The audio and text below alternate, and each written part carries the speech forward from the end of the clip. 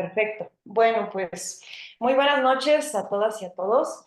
Pido una disculpa por no abrir cámara en esta ocasión, ando un poquito malita. Igual ya me disculpé también con el doctor Andrés Charria, que es nuestro invitado de honor.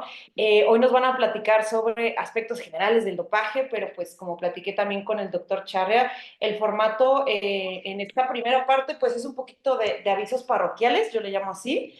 Nada más recordar algunos cursos que tenemos ahí, eh, pues ahora sí que hay algunos eventos, uno de fútbol femenil, por ahí está también el seminario de Derecho de Fútbol de Universitas, ahorita los proyectamos, y bueno, hablar un poquito también sobre la historia de nuestro invitado el día de hoy, y bueno, pues vamos a darle, primero voy a proyectar, Andrés, si me lo permites, este es un evento que va a haber el próximo 30 de abril sobre el liderazgo en el fútbol femenil. Va a ser aquí en Ciudad de México. Es el próximo 30 de abril. Recordemos, las pláticas igual de derecho deportivo pues van a quedar una vez al mes. La siguiente ya sería hasta mayo. De hecho, les anuncio, en la siguiente ocasión nos van a hablar sobre los eSports en el movimiento olímpico, lo cual también es un tema bastante interesante. Es Félix, no sé si lo ubicas muy bien, ¿no? Te ubica muy bien. Sí, claro.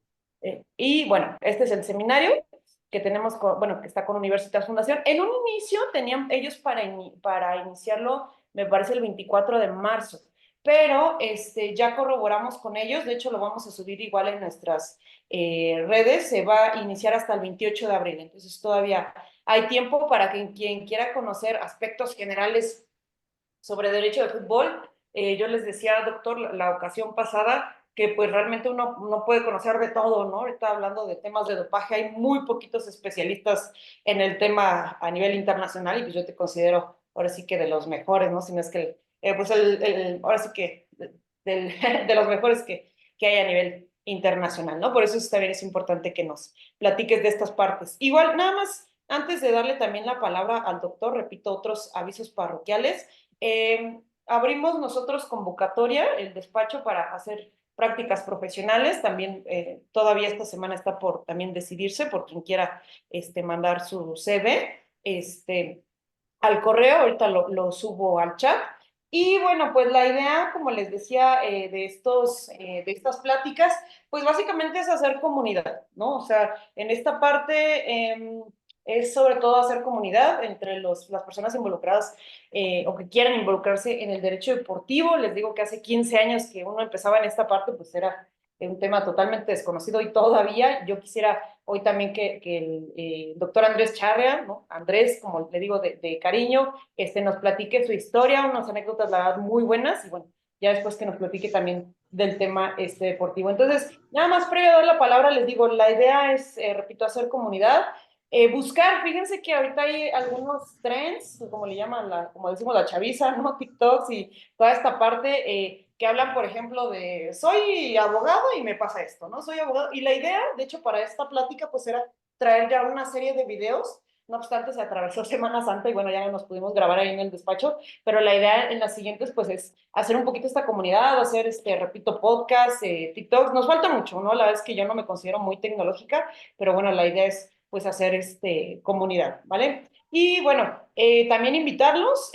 Ahorita me han invitado igual de diferentes revistas, tanto indexadas como artículos de opinión, artículos de fondo, para escribir artículos. Hoy les decía a los miembros del despacho que pues no lo echen en saco roto, ¿no? Esta parte académica, si bien uno no se dedica 100% a eso, pero pues también es parte complementaria. Y pues bueno, solamente ya, ahora sí que para darle la palabra a nuestro invitado de honor y con quien arrancamos ya estas pláticas de derecho deportivo. Bueno, arrancamos el mes pasado, pero fue tu servidora quien inició la parte introductoria. Les digo, la idea no es que hable yo, realmente es tener invitados pues de super lujo como tú, invitados aquí en el extranjero, en México, o sea, que sepan de varios temas del derecho deportivo. Entonces, Andrés, repito, doctor Andrés Charra, con de cariño Andrés, si nos puedes platicar, primero esta parte que me has contado a mí en diversas ocasiones de cómo iniciaste en el derecho deportivo, lo que en su momento fue para ti empezar a dar clases, ¿no? Cuando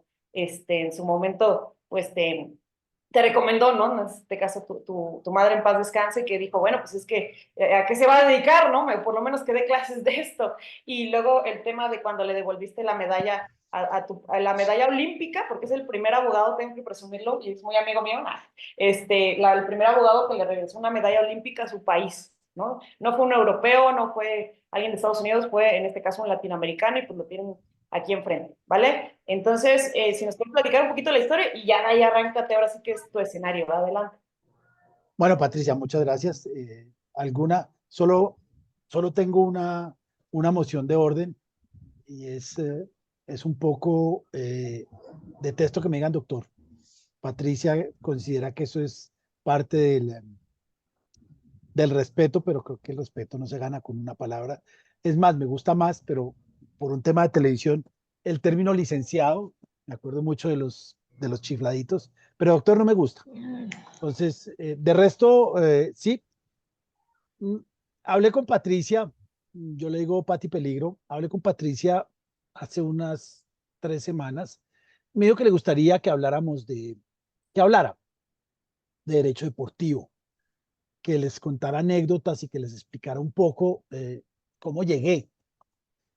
Realmente la, la situación es que, por lo menos la mayoría de mis colegas, los que yo conozco, hombres, la mayoría, pero seguramente mujeres también, aunque no era tan arraigado en ese momento, queríamos ser futbolistas. Todos jugamos, todos pensamos que podemos llegar y logramos, algunos lo intentaron, yo no lo intenté. Siempre lo he dicho, era un buen zurdito, correlón, pero pues no, ni lo intenté. Alguna vez fui a presentarme, pero sí desde ese momento me di cuenta que era muy difícil y ser un jugador profesional es difícil. Después ya estudié Derecho, empecé a trabajar en el sector financiero. El sector financiero, no solo en Colombia, en todos lados, es una buena, es un buen sitio para conseguir trabajo como abogado. El sector financiero es un sector hiperregulado y al menos en Colombia exige una cantidad de información permanente que hay que mandarle a las entidades de control y ahí me fue bien. Era un abogado bueno, joven, que estaba empezando y seguramente viéndolo hoy de ahí para atrás me hubiera ido, económicamente tal vez me hubiera ido mejor, pero no estaría tan contento y no estaría hablando con unos mexicanos vía Zoom sobre dopaje. Yo había hecho unas especializaciones en Bélgica y aprendí a hablar francés, creo que es lo único, digamos que me cambió la vida, pero de derecho económico y de administración de negocios, pues lo único que me quedó que me sirve para ahorita y que lo comentaré, pues fue indudablemente el idioma francés que permitía y que me permite todavía ampliar eh, el panorama, eh, porque hasta hace muy poco, pues al menos en el Tribunal Arbitral del Deporte no había como idioma oficial el español y de todos modos abrir el abanico de posibilidades al francés estaba bien. Pero repito, trabajaba en el sector financiero y en el sector financiero me iba más o menos bien, me iba bien, económicamente bien, tenía 3 hijos y una señora, pero desafortunadamente el banco en el que yo trabajaba fue vendido y la sección, que es una sección fiduciaria, fue cerrada. De manera que me quedé como a los 32 años con una muy buena indemnización, pero sin trabajo. Y no sé si allá, pero acá para muchos trabajos 32 años ya es estar viejo. Y no tenía intención de empezar estos procesos de selección que son agotadores y que son manejados por unas psicólogas que a mí me merecen muy poco respeto. Pero pues no tenía la intención y como hacemos muchos, y supongo que acá hay muchos de esos, me, me, me pregunté si sería difícil ser agente de jugadores. Estamos hablando del 2000, 1999, 2001, y en su momento no era difícil, pero había que ser amigos de los de la federación, y si hoy en día es difícil, en aquel momento era mucho más difícil, era francamente complicado, y no lo logré. Pero también rápidamente me di cuenta que había una oportunidad interesante como abogado porque FIFA, sobre todo FIFA, Porque ahí la estaba, empezó a, donde salía el logo del INE. alguien tiene el micrófono abierto, pero FIFA empezó a sacar reglamentos y eso viene, es decir, yo estaba muy cerca de la decisión Bosman, que es indudablemente la que cambia todo el panorama, y me empecé a dar cuenta que, que había espacio para los abogados, que podía ser interesante intentar estudiar los reglamentos y empezar a encajarlo con, con la legislación nacional. No había nadie. Es decir, tuve la fortuna, y eso sí hay que admitirlo, de encontrarme en la vida con Juan de Dios Crespo, que sin lugar a dudas es de los mejores abogados deportivos. Hicimos una buena sociedad durante un tiempo y ahí empecé a aprender, pero pues no había nadie ni nada que me pudiera enseñar. Era prueba y error, que es lo más complicado, porque hoy en día hay mucho. Y el Internet, hoy en día, Internet es poderosísimo y le permite a uno, hoy por ejemplo que estaba mirando los casos que quiero comentar ahora, rápidamente encuentra información. En aquel momento yo creo que había algunos que todavía no habían nacido, con Internet por teléfono todo era mucho más complicado, pero pues llegué. La historia es un poco más larga. Eh,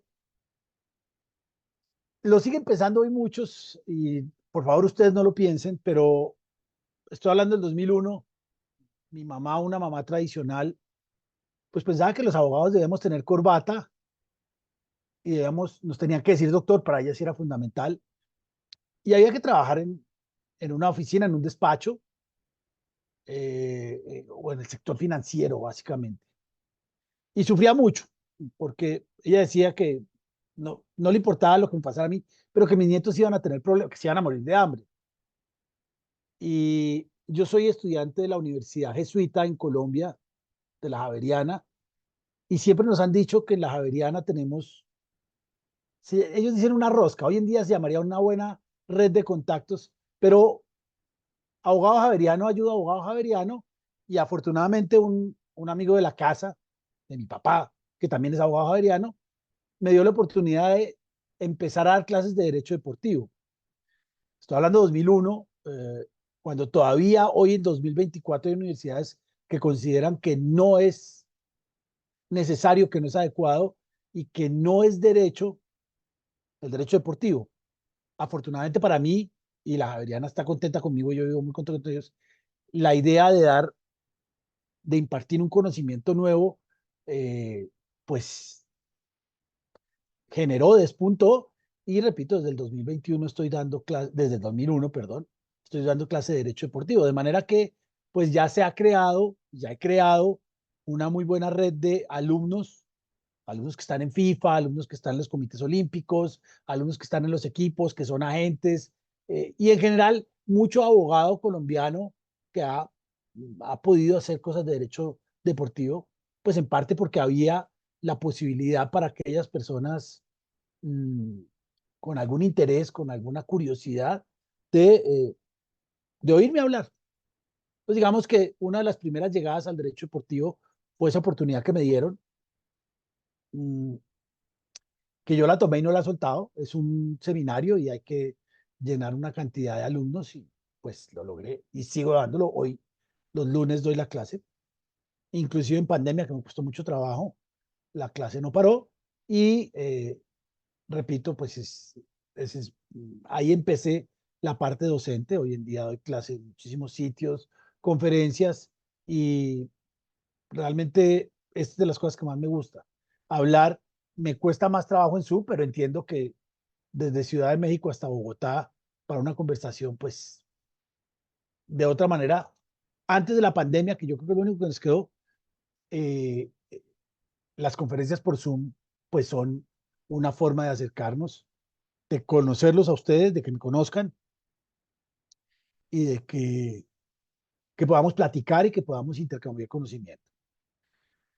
Mi primer caso, mi primer cliente grande se llamó Olimpia de Paraguay, un equipo maravilloso, un equipo que estaba manejado por una persona que murió hace menos de un mes, Julio Osvaldo Domínguez Dip, el, el papá del actual presidente de la Conmebol, y tuve la fortuna de conseguir un equipo que me pagaba muy bien, nunca me volvieron a pagar así, pero además ellos no lo sabían, yo sí, que podía aprender mientras pagaban con los problemas de ellos.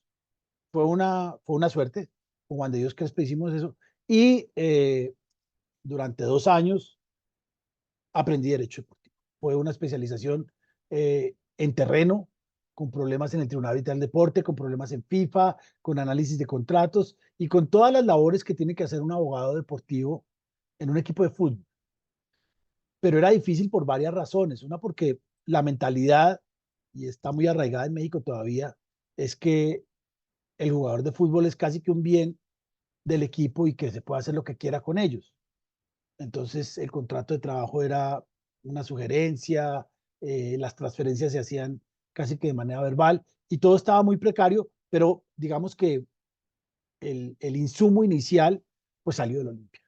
Hoy en día, a pesar de que soy muy hincha de Millonarios acá en Colombia, pero creo que el equipo que más cariño le tengo porque me permitió conocer eh, el mundo del derecho deportivo, me permitió conocer FIFA, ir al Tribunal Vital Deporte, conocer muchos colegas muy interesantes, pues fue el Olimpia.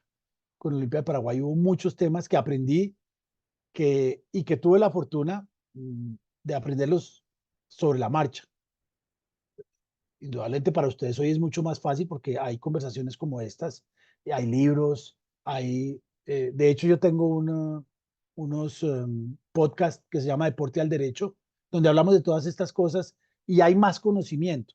En aquel momento, pues la ventaja era que era un equipo que tenía problemas y que había que solucionarlos sobre la marcha y allá se iba.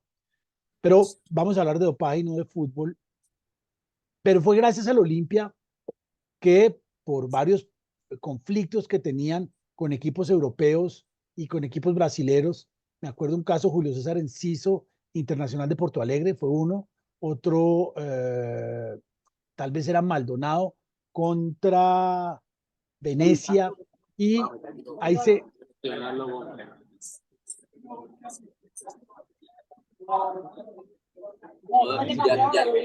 Ah, deja silencio, un segundito. Allá. Y logré conocer el Tribunal Vital Deporte, logré conocer pues toda la infraestructura de deporte y derecho que había. El caso de María Luisa Calle es un caso excepcional. Me llegó a mí por casualidad. Realmente para el 2002, a ver, María Luisa Calle compite en los Olímpicos de Sydney y le va muy mal. Es una buena deportista, sigue siendo hoy en día con más de 50 años. Y llega a los Juegos Olímpicos de Atenas con las mejores opciones, de acuerdo a las proyecciones que daba el Comité Olímpico Colombiano, para hacer medalla. En los 3.000 metros persecución individual, que era la prueba por excelencia para María Luisa. Pero no le va bien, a María Luisa no le va bien y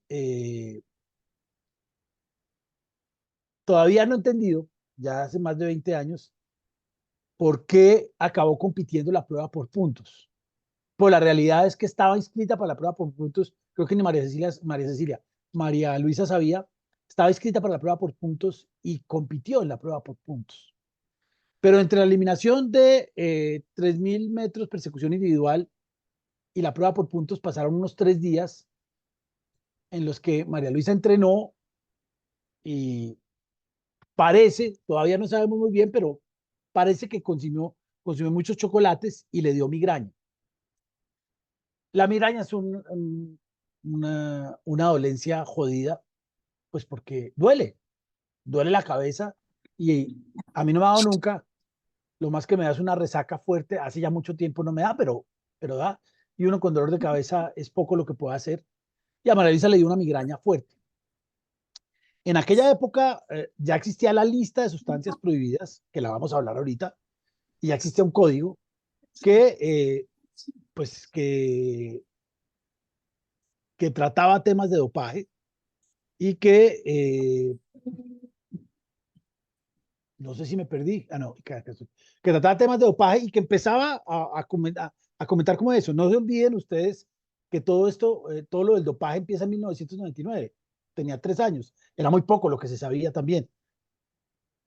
Pero siguiendo con el tema, María Luisa compite y entre final de 3.000 metros, persecución, final no, entre eliminatorias porque la eliminan, y prueba por puntos, le da migraña, buscan medicamentos, no era fácil, esto es en griego, el Comité Olímpico Colombiano no permitía que la clínica de la Villa Olímpica les diera nada, y entonces a María Luisa le dio dolor de cabeza y no había cómo curar, no había cómo tratarlo. En ese momento, una masajista le da unas pastillas de neosaldina, y es muy bueno tener en el recuerdo esta pastilla neosaldina. Es una pastilla que tiene, porque todavía la venden, dipirona, cafeína e isometerteno. Son los 3 componentes de la neosaldina. Ninguno de los 3 componentes estaba en la lista de sustancias prohibidas. Y ya vamos a hablar de la lista de sustancias prohibidas, pero quiero contar la historia para empezar a encajar. María Luisa consume neosaldina, consume 2, 3 pastillas, 3 comprimidos, y antes de competir, el médico le dice, consuma otra. Repito, no estaba en la lista ninguno de los 3 componentes. La cafeína, algunos decían que era dopante, pero no estaba en la lista. Ya hoy en día hay más claridad, pero en aquel momento todavía se pensaba que cualquier sustancia que mejorara el rendimiento era dopante. Hoy en día no, y ya lo vamos a hablar. María Luisa compite y queda de tercera. Es una competencia que yo todavía la veo de vez en cuando y me asombro cómo es una competencia de estas y cómo, a pesar de quedarse en la última vuelta y darse un muy buen porrazo, gana medalla de bronce. En aquel momento Colombia estaba muy mal en temas olímpicos. Creo que solo hubo 1 o 2 medallas de bronce. María Luisa gana medalla de bronce, le ponen la corona de laureles y todas estas cosas. Y como cualquier deportista olímpico que gana medalla, va a entregar muestra de orina. El formulario de la muestra, de la recogida de muestras, siempre tiene un espacio que le permite a los deportistas indicar qué consumieron, qué han consumido.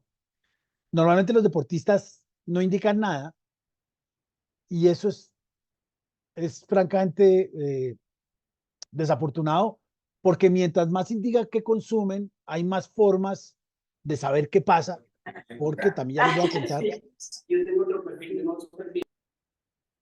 porque muchas veces no sabe uno qué pasa.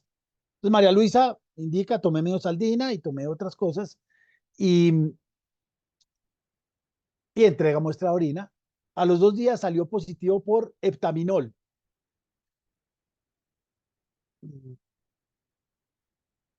Y heptaminol no estaba en la lista, ni isometerteno, ni dipirona, ni cafeína. Heptaminol no estaba en la lista, pero viene uno de los grandes críticas que yo hago permanentemente. Ellos dicen que es una sustancia similar. Y el tema de la sustancia similar, si ustedes son abogados, el tema de la tipicidad en derecho punitivo, pues es fundamental. A mí no me pueden decir en un código el que robe, estafe, o estoy inventando, o dañe, o cualquier otra conducta similar será penado. Eso no tiene sentido. Jurídicamente hablando, si a mí me van a sancionar, tiene que haber una conducta típica. Y en el tema de dopaje, pues debería haber una sustancia, cada sustancia debe estar enumerada. El dopaje tiene una lista, ya vamos para allá, pero les voy a acabar de contar el tema de María Luisa. Tiene una lista que dice las siguientes son sustancias prohibidas y cualquier otra sustancia similar. Y eso ya es un lío. Eso, sin lugar a dudas, pues permite o hace que se cometan muchísimas barbaridades como la de María Luisa. Entonces, María Luisa da positivo por heptaminol, ha consumido isometerteno, dipirona y cafeína, y le quitan la medalla. Y ahí vienen los temas, podemos ir dando saltos con Lupita, que supongo que lo conocen, los temas de qué pasa y no sé qué pasa, y es uno de los temas más complicados del dopaje. Es que puede haber 3 formas de tener un resultado analítico adverso. Uno, porque el deportista consume una sustancia a sabiendas que es una sustancia prohibida, EPO, y lo cogen. Esa es una. Otra, porque consume algún producto contaminado. Y a veces es fácil eh, identificarlo, relativamente fácil. Y la tercera y más difícil es que el deportista no sabe qué pasó. Y es real. Desafortunadamente los periodistas y la mayoría de gente considera que si un deportista sale positivo por alguna sustancia es porque es tramposo, la consumió a conciencia para mejorar el rendimiento. Normalmente no. Normalmente los deportistas, repito, hay deportistas y han llegado, y voy a contar uno acá, que dijeron, yo consumí esa sustancia y me cogieron. Bueno, es como cuando uno se pasa un semáforo en rojo. La mayoría de veces no lo cogen, pero a veces, desafortunadamente, algún policía te para y te multa. Es un juego de probabilidades. Pero en el caso de María Luisa no había esa probabilidad, es decir, María Luisa no consumió nada, de hecho no consumió ninguna sustancia que estuviera en la lista de sustancias prohibidas. Eso es clarísimo. Y salió positiva por una sustancia de la cual María Luisa no sabía qué había pasado. Eso ocurre. Y la realidad es que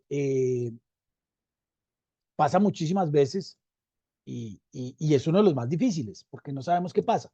Y les voy a contar varias historias. El caso de Lupita salió positiva por trembolona, por una carne que consumió. Yo tengo el caso de un deportista que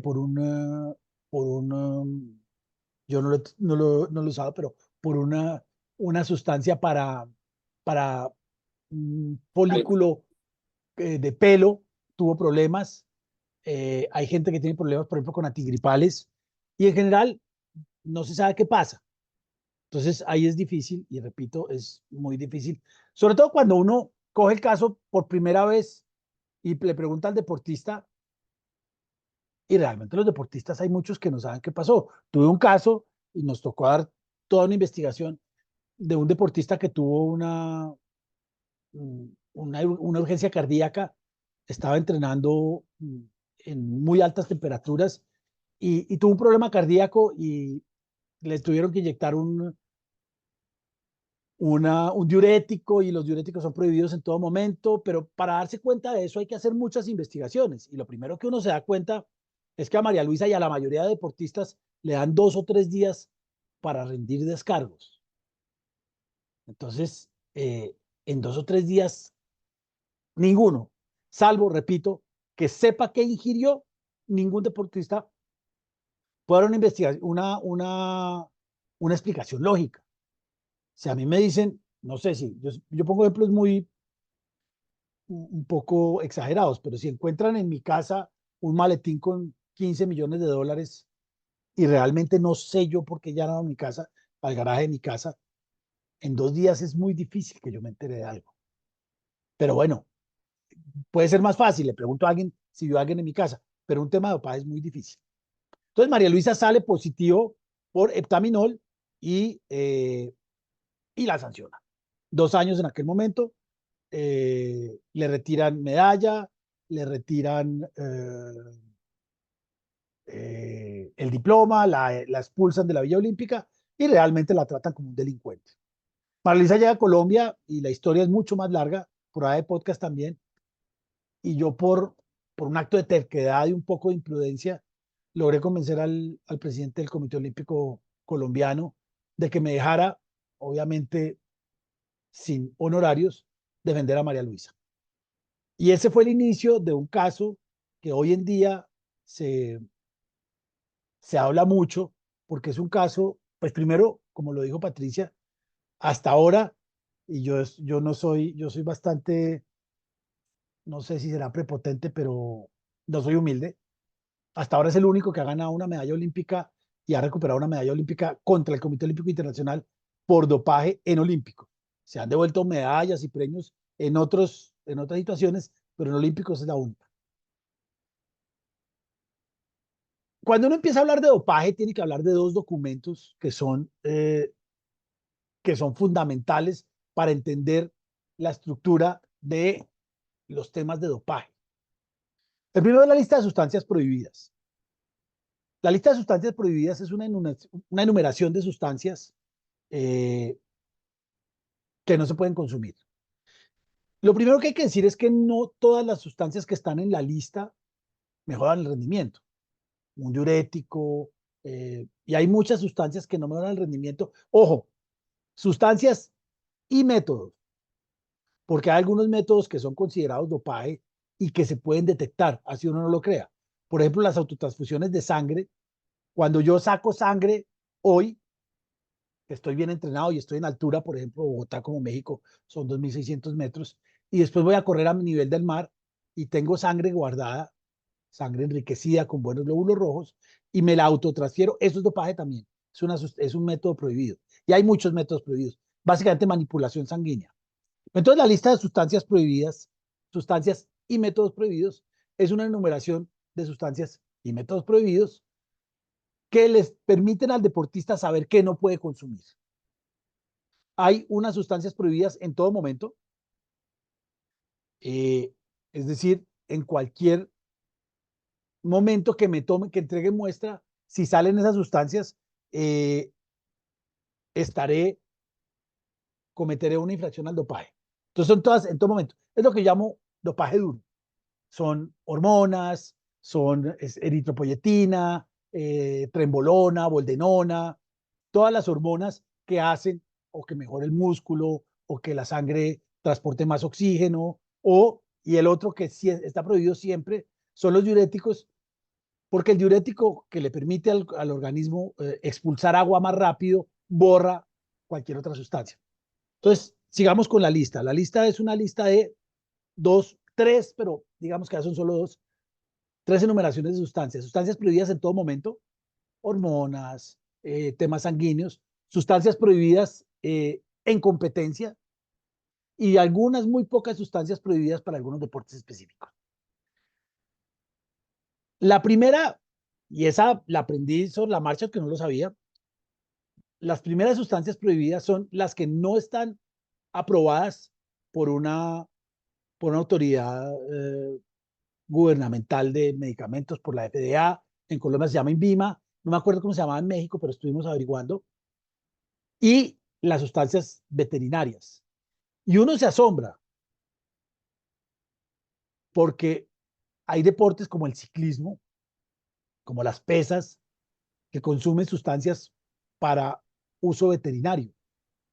El ciclismo, por ejemplo, utiliza una sustancia que mejora el rendimiento de camellos, pero, pero que es utilizada, que la utilizan ellos. Claro, esa es una sustancia prohibida en todo momento y si lo cogen no hay nada que hacer. Pero a uno el deportista le dice, tranquilo doctor, que esa no es una sustancia para el consumo humano y por lo tanto no me van a sancionar. No, grave error. El primer ítem de sustancias prohibidas son las sustancias que no están aprobadas, que están en investigación, y ahí hubo algunos problemas con COVID, porque acuérdense que con COVID las vacunas estaban en, en investigación, pero bueno, digamos que se pasó. Las sustancias veterinarias, después vienen las sustancias prohibidas en todo momento, hormonas, factores de crecimiento, péptidos, no sé mucho de eso, pero están allí. Y en cualquier momento que las detecten, hay sanción. ¿Por qué en cualquier momento? Porque UADA o la Autoridad Nacional de Dopaje, la CONADE en México, puede recoger, como le pasó a Lupita, muestras de sangre y orina en cualquier momento. Le dice al deportista, o llega a la casa o le dice, como le dijo a Lupita, mañana vienes a entregar muestra de orina porque vamos a hacer un análisis fuera de competencia. Si tiene una sustancia las prohibidas en todo momento, va a tener una sanción. Después viene la segunda parte de las sustancias, que son sustancias prohibidas en competencia, y hay unas sustancias que se llaman sustancias específicas. Las sustancias específicas, dice WADA, que son sustancias que pueden ser consumidas de manera involuntaria o porque están en medicamentos que se venden sin prescripción médica. La efedrina, algunas cosas para la gripa. Y entonces en esas, cuando hacen una recogida de muestra en competencia, en olímpicos, en Tour de Francia, en un campeonato de fútbol, si sale la sustancia, pues va a haber lugar a una sanción.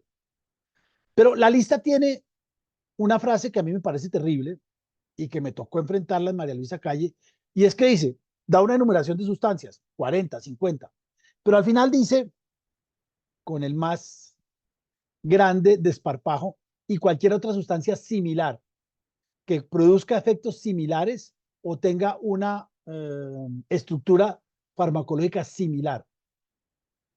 Y ahí hay problemas. Ahí hay problemas porque el primer tema es quién dice que es similar. Ojo, y dice la sustancia, sus metabolitos, y tampoco es claro, ya les cuento el caso de la cocaína, o sus trazas. Entonces, el metabolito es cualquier sustancia que entra al organismo se metaboliza y se va dividiendo.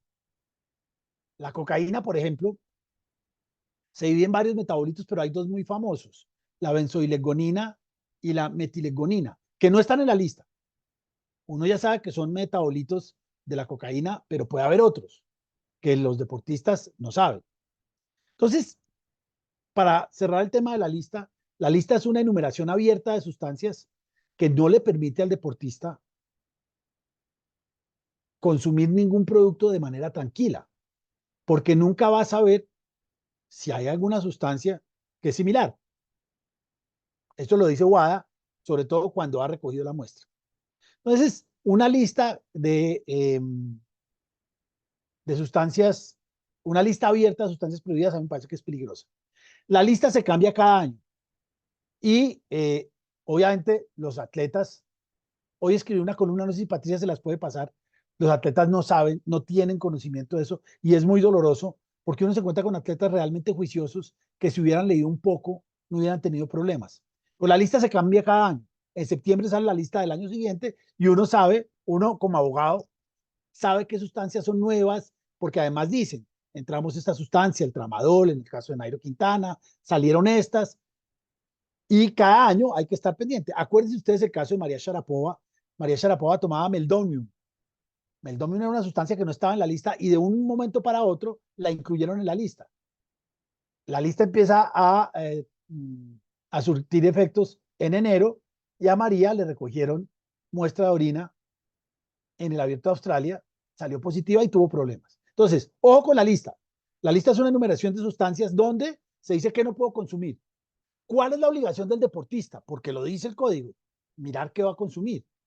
No puede ser posible lo que yo no sé, supongo que acá hay mucho futbolero, lo que le pasó al Papu Gómez, creo que es el campeón mundial con Argentina, que se tomó el jarabe del hijo, dijo, pues si es para mi hijo, no puede ser dopante. Porque si tiene la idea que el doping es para mejorar el rendimiento, pero no, no importa si mejora el rendimiento, está en la lista. Y si está en la lista, no lo puedo consumir. Y no tengo la excusa de decir, es que eso no mejoró mi rendimiento. Tampoco tengo la excusa de decir, es que yo no sabía, porque se aplica la responsabilidad objetiva. Es decir, que con la sola presencia de una sustancia prohibida en el organismo hay una sanción.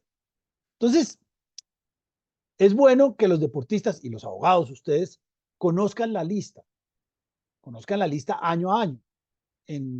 Hoy en día, ojo, con María Luisa no teníamos los recursos que tengo hoy. La lista, hay apps que le dicen a uno si una sustancia puede ser similar. Allá no, allá lo que teníamos claro era que ni isometripteno, ni dipirona, ni cafeína estaban en la lista.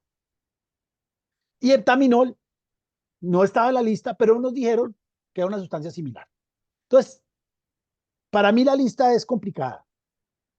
La lista no me da garantía de un debido proceso.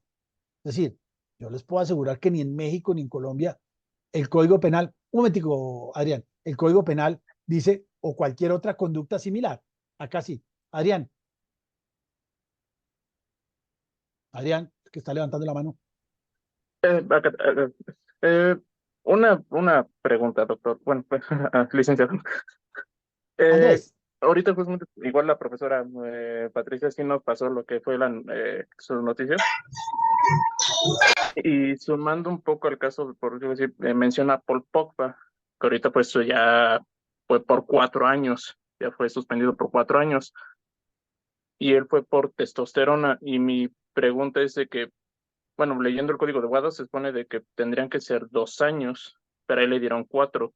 Mi pregunta es No, de que es por la sustancia que consumió que fue testosterona. O sea, hay una, en la lista te dicen, hay una gravedad, pues de que si consume cierta sustancia es más grave que otras, o no, en principio son 4 años. 2 años fue en la época de María Luisa, pero hubo una tendencia a decir, un deportista que se dopa no podrá ir a los próximos Olímpicos.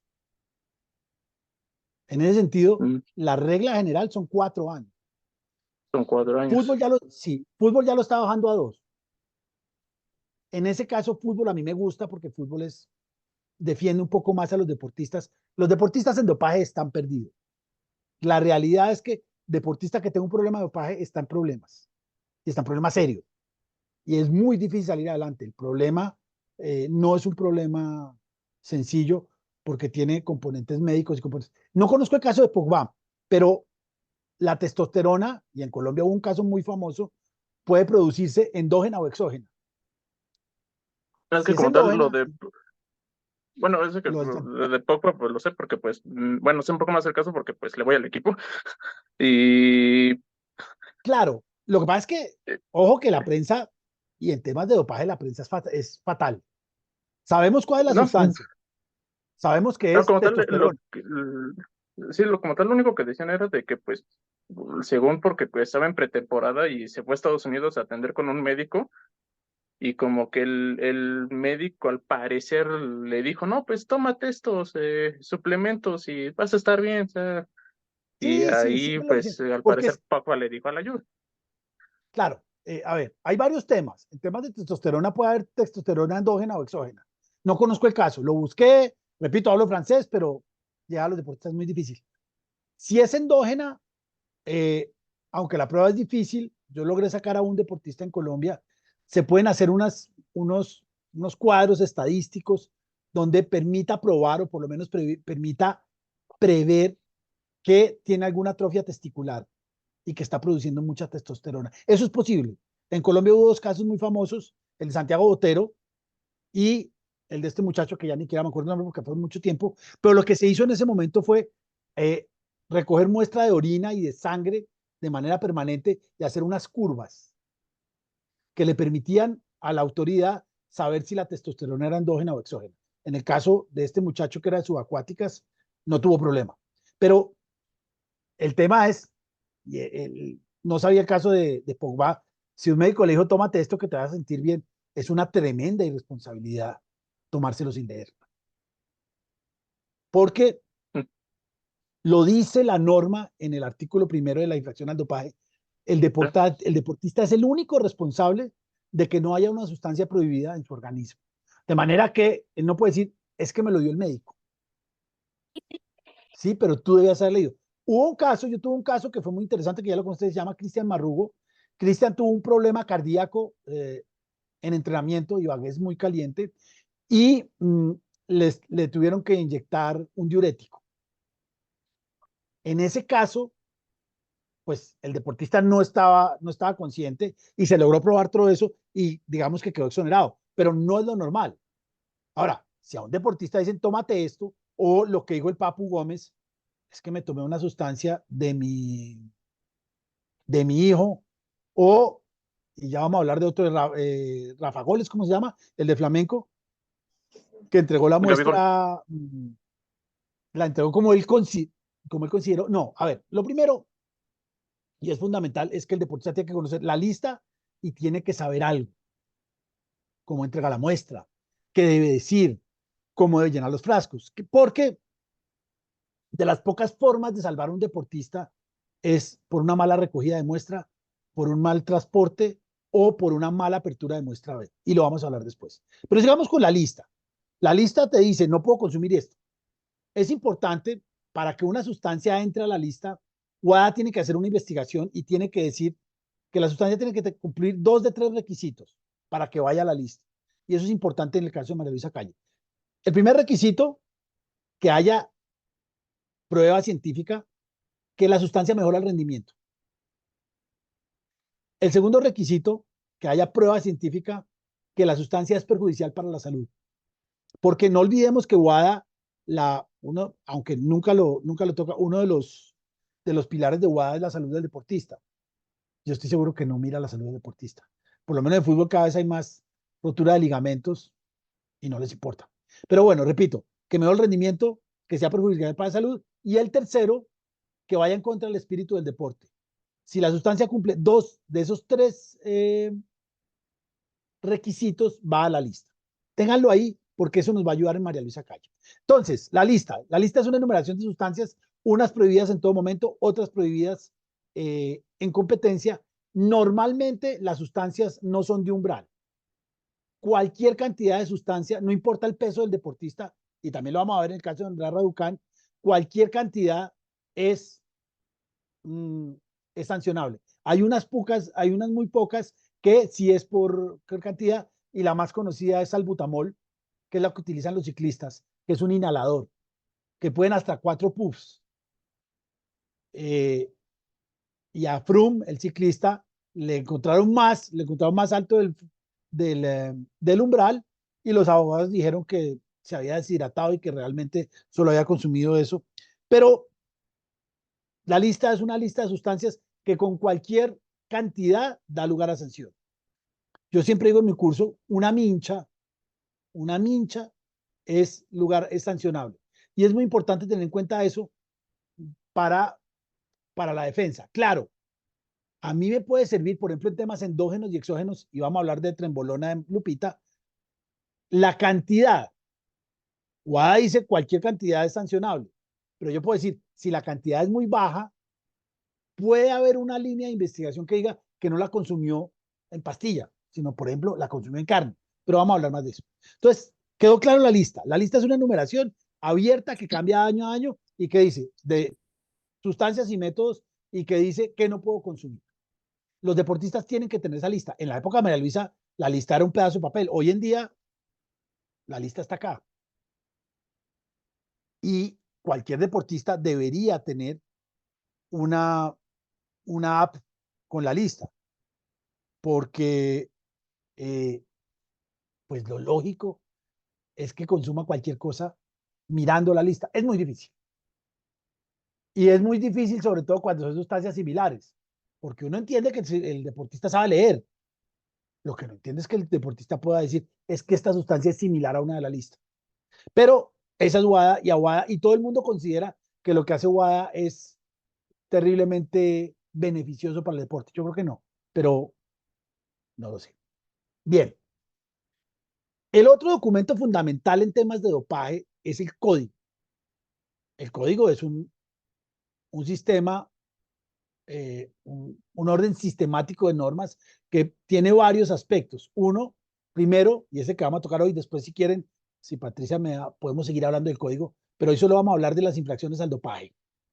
Pero están las infracciones, cómo se toma la muestra, cómo se debe llevar el debido proceso y cómo se sanciona, cómo se siguen los deportistas y todas estas cosas. Pero el código, repito, es un código que de entrada pregona la responsabilidad objetiva, que al menos en Colombia es constitucional, es inconstitucional, pero acá nadie es capaz de decirle eso al dopaje, dicen que está apoyando tramposos.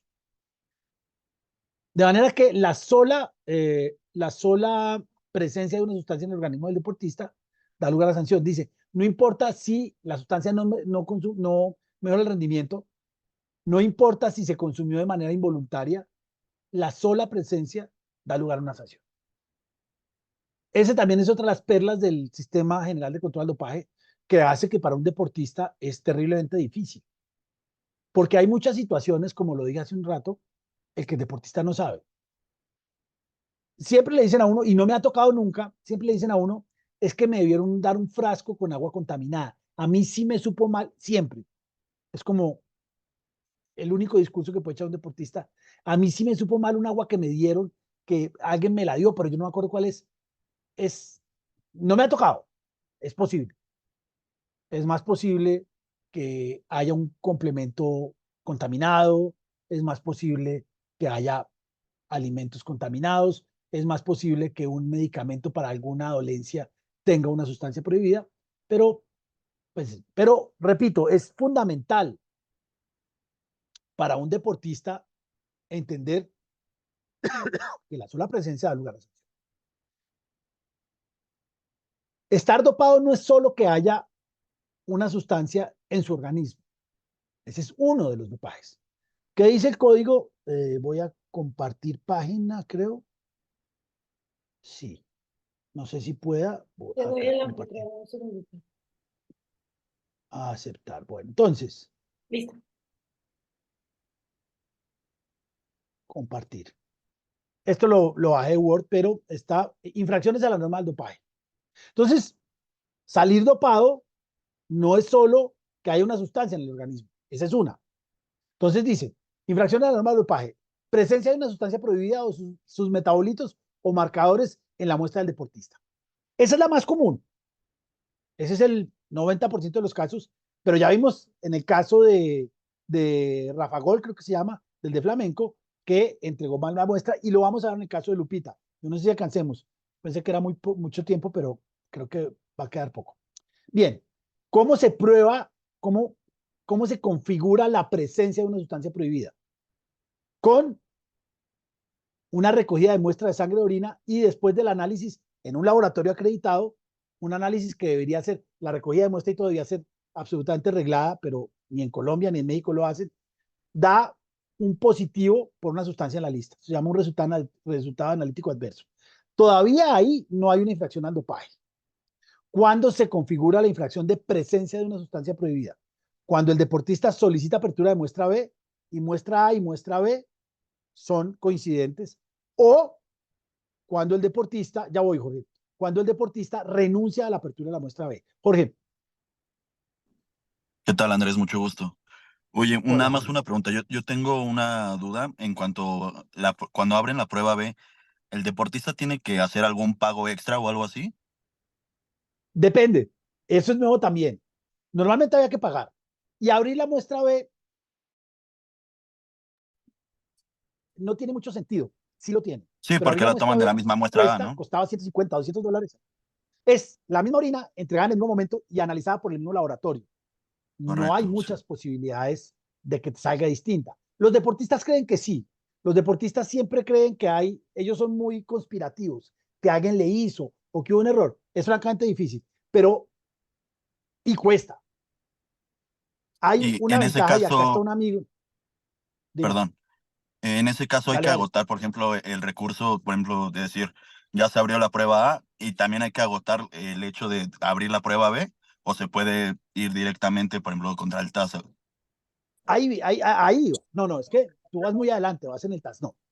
Cuando un deportista da un resultado analítico adverso, tiene dos posibilidades. Uno, uno, Ahí sí ya tienes todo el control Alexis, para silenciar. Alexis, el micrófono, compadre. Ese es amigo mío, qué pena. Estaba con Jorge. Entonces, Jorge, tú tienes dos posibilidades. Abre el micrófono a Jorge, Pati, o Jorge. Tú tienes dos posibilidades. Uno, renunciar a la apertura de muestra B, y es lógico. Me cuesta y es muy difícil que salga algo distinto. Pero ya vamos a ver, y hay dos casos, Wentong y Eric Abril, donde la apertura de la muestra B ayudó. Entonces, Sí, sí. cuando tú, te das un resultado analítico adverso, puedes solicitar abrir la muestra B. Y hay una ventaja en un laboratorio que además acá está mi amigo que está viviendo en Salt Lake City, es que en el laboratorio de Salt Lake City no te cobran la apertura de la muestra B. Eso es Ok, fundamental. Entonces uno solicita que abra la muestra B y si necesita que alguien vaya a mirar la apertura de la muestra B, llama a Andrés Felipe Guapacha, que él va y la mira. Él está viendo en Salt Lake City. Entonces, sigamos con muestra A y muestra B. A mí me sale un resultado analítico adverso por sibutramina, que es una sustancia específica que es un estimulante prohibida en competencia. Me sale sibutramina, yo digo, bueno, apertura de muestra B. Cuesta, sí, ya no está costando en un laboratorio, en uno. Yo que sepa, Montreal hay que pagar, y Río hay que pagar, y Bogotá había que pagar. Lo que pasa es que el laboratorio de Bogotá lo cerraron. Y abrir la muestra B, pues te da un poco más de tiempo, y se configura la infracción al dopaje de presencia de una sustancia prohibida cuando muestra A y muestra B salen con la misma sustancia, o muestra A salió con una sustancia y el deportista renunció a la apertura de la muestra B. No quiere decir si renuncia que admita que consumió. Lo que admite es que no tiene plata. Pero eso es importante. correcto. Entonces, La presencia de una sustancia prohibida se da cuando la muestra A y la muestra B son coincidentes en una sustancia prohibida.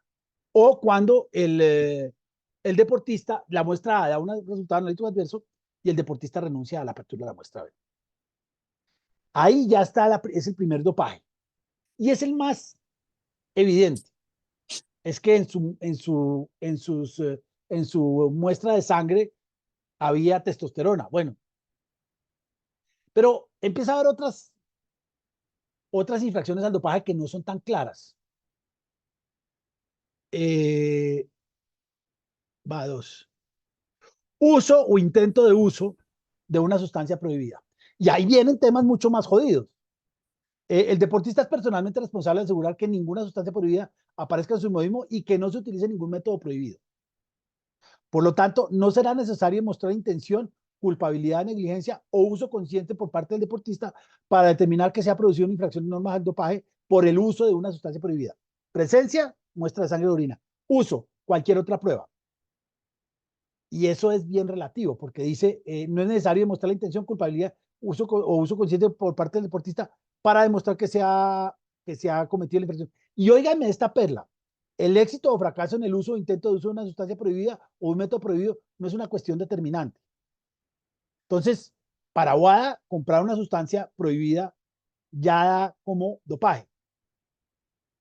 Hay un caso muy famoso, Giuseppe Gibilisco, que lo sancionaron por intento de uso.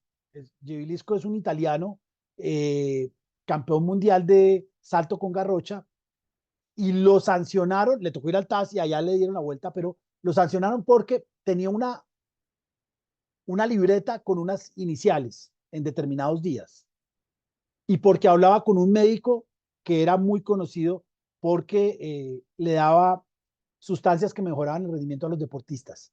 Con esas dos pruebas tampoco contundentes, sancionaron a Gibilisco por 2 años. Le tocó ir al Tribunal Vital Deporte, que cuesta dinero, a decir que eso no puede ser. Pero, ojo, intento de uso puede ser comprar la sustancia, pero no más. Yo puedo comprar una sustancia para doparme, pero me da susto, no la sé utilizar, muchísimas cosas. Entonces, ojo, la primera, presencia, esa es fácil. La segunda, uso o intento de uso. ¿Quién fue el más famoso en uso o intento de uso? Fue Lance Armstrong.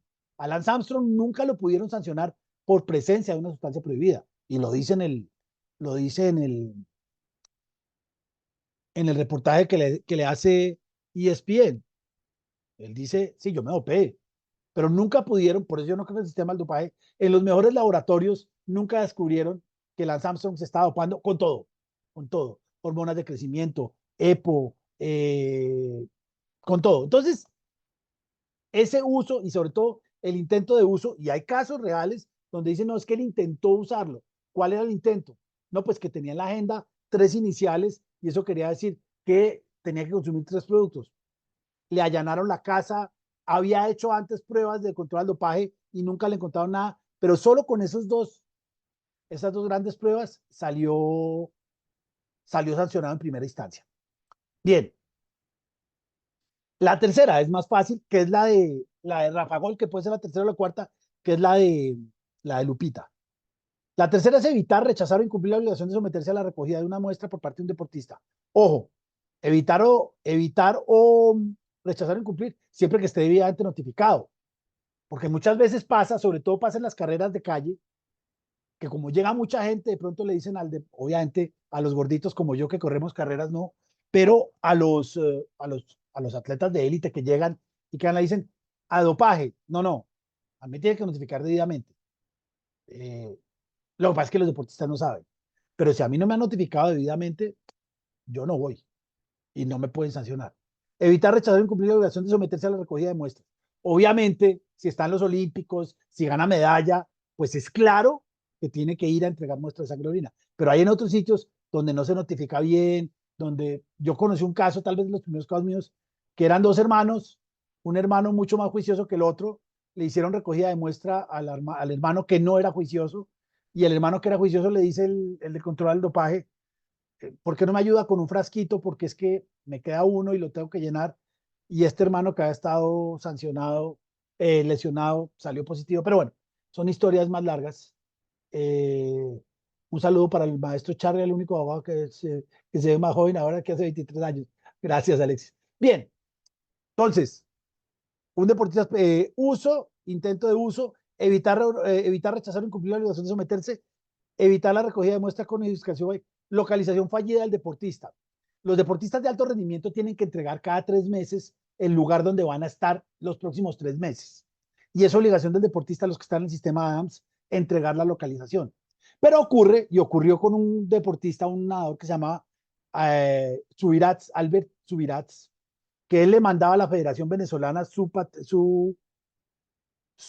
localización, y la Federación Venezolana de Natación le debía entregar a la Federación Internacional de Natación el paradero.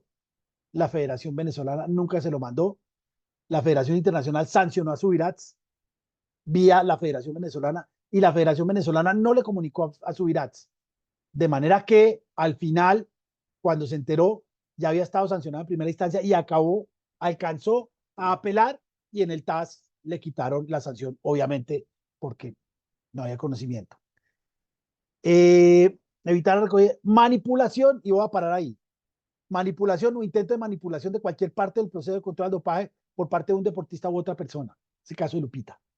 Si tenemos tiempo, les cuento el caso de Lupita, que es un caso muy doloroso, porque, y esa es una oportunidad que tienen que tener los mexicanos. El deporte en México es muy grande, y les pido 1000 disculpas, pero lo digo con conocimiento de causa, y espero que Patricia me corrija si no es así, pero los abogados mexicanos que dicen saber de dopaje son muy malos. Patricia me puede corregir. En el caso, la primera instancia de Lupita González fue pavorosa, fue dolorosa, y le costó a Lupita 8 años. Patricia, ¿estoy en lo cierto? Sí, efectivamente, este fue un caso que probablemente muchos de los que están acá presentes conocerán, el caso de Lupita González, medallista de plata en los Juegos Olímpicos de Río 2016. Ella sigue conservando la medalla porque en este caso el control fue posterior, fue en el 2018, y bueno, la sanción Sí. 2019. Lamentablemente, como dice el doctor, nada más para recalcar esa parte, ella lo dijo, o sea, no son nombres que no se conozcan, ella lo dijo en sesión abierta, en medios de comunicación, que pues ella confió, porque al final en CONADE le recomendaron a esos abogados. Sin embargo, es muy diferente, como decíamos, pues llevar un asunto cualquiera a llevar un tema de derecho deportivo, y más especializado en tema de dopaje. Un Entonces, tema de dopaje. lamentablemente, pues sí ahora sí que le afectaron su carrera, tan es así, pues que hoy no vimos a Lupita en uno de los Juegos Olímpicos de Tokio, y no la vamos a ver ahora No, en París. Y pues así como un abogado le puede regresar una medalla a su país, un abogado, un sujeto indirecto, puede quitarle una medalla a su país, como fue el caso de Lupita González. Ya cuando llegó de este lado, la verdad ya estaba muy quemado, ¿no? Decimos en México, muy sí, quemado el asunto. estaba Nada muy más. quemado. Entonces, estas son las infracciones básicas. Y repito, esta es una oportunidad para los mexicanos. Ahorita está el caso de Harold Preciado, un deportista colombiano. Yo lo estaba buscando, pero los mexicanos ya tienen su abogado. Estas son oportunidades que tienen ustedes. En México hay mucho más deporte que en Colombia. Hay básquet, hay fútbol, hay, bueno, lucha libre no, esa sí no, esa no la toquen, que esa es mi mayor emoción en México. Pero hay mucho deporte y hay dopaje. La misma CONADE no conoce bien el sistema, no sabe cómo se toma una muestra, pero al final a ellos no les pasa nada, lo único que le pasa es al deportista. Entonces, esas son las infracciones al dopaje. Regálenme 10 minutos, me tomo un vaso con agua, y vamos a tocar 4 temas, 4 casos. Vamos a hablar de Andrea Raducán, María Luisa Calle, ya les digo cuáles son los otros 2. Raducán, Calle, Gibilisco, ya lo comenté, pero ahí está. Y ahí está el de Guadalupe. Listo, denme 10 minutos, ¿les parece? Adelante, doctor, mientras doy otros avisos parroquiales. Listo. Perfecto. Muy bien, bueno, pues para los que se van incorporando, dice por acá Armando, ahora está el caso de un mexicano en Costa Rica que fue sancionado por un medicamento para tratar una uña enterrada con mal seguimiento de su club, Eric Cubo Torres. Sí, justo en esta parte, pues es importante recalcar igual lo que comenta Andrés, o el doctor Andrés, ¿no? Que no le gusta que le digan doctor, en esta cuestión de la importancia de la especialidad. Incluso lo platicaba en la primera sesión, no por incluso que uno sepa de derecho deportivo, sabe de todo. Vamos a ver en las diferentes pláticas que tengamos, por ejemplo, la siguiente ocasión nos van a acompañar un especialista que está en el tema de movimiento olímpico y de eSports, o sea, son dos subespecialidades, incluso podría decir hasta, pues aparte, ¿no? Por así decirlo, el tema del movimiento olímpico es todo un tema, ¿no? Todavía me acuerdo la ocasión que fui a Lisboa a ver un tema de mi maestría allá en España, pasé a ver a un amigo allá en Portugal y me preguntó, Pati, ¿cuántos abogados especialistas en derecho olímpico hay en México? Le dije, no, somos muy poquitos, ¿no? En derecho deportivo. O sea, para que vean como las ramas o subramas en las que también uno puede incursionar, ¿no? Así como está el tema del derecho de fútbol, hay derecho del béisbol, temas olímpicos, paralímpicos, ¿no?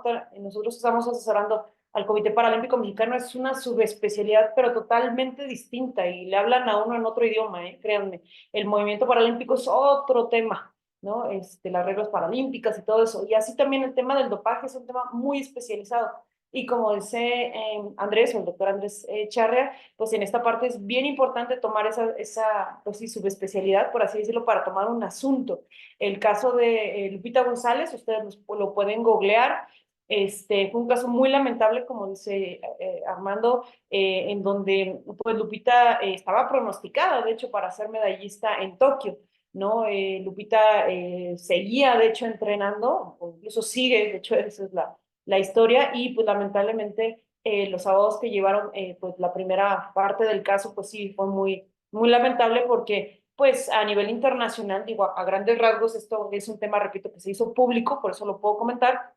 Sus abogados, pues a nivel internacional, quisieron engañar a la Federación Internacional de Atletismo, entonces la IAF, ¿no? Así se denominaba, o World Athletics, a la Federación Internacional, falsificando pruebas, falsificando, ¿cómo se llama? Prefabricando documentales, testimoniales, cuestiones médicas. Entonces la Federación Internacional pues se dio cuenta, contrató ahí un tema, un investigador privado, se dio cuenta, y en la resolución, cuando uno ve la resolución, es muy lastimosa porque la resolución dice, no te vas tanto por un tema de dopaje, sino porque trataste de engañar a este panel, ¿no? Entonces, vemos como un atleta, repito, pronosticada para una medalla olímpica en su momento, para Tokio, pues lamentablemente se dio en este caso una carrera coartada por esta parte, ¿no? Por eso también la importancia de las subespecialidades, por así decirlo, ¿no? Hay compañeros por acá, por ejemplo, que tienen subespecialidades en derecho de fútbol o en otras ramas, pues sí, en otras subramas, por así decirlo, y que la verdad es bastante interesante, ¿no? Les digo, no por saber nada más derecho deportivo, uno sabe pues de todo un poco, ¿vale? Pues no sé si tengan alguna duda, pregunta, vamos bien. También quiero agradecer a pues los invitados que están por acá de diferentes nacionalidades. Tenemos gente de Venezuela por acá, Consuelo también Vázquez, que está en la Federación Mexicana, y digo, perdón, en la Federación Venezolana de Fútbol, perdón, me fui, un gustazo. Igual Alexis Farud, Andrés Guapacha de Colombia, Félix Burgos, y bueno, pues también de Colombia, y pues bueno, pues un gustazo tenerlos por acá.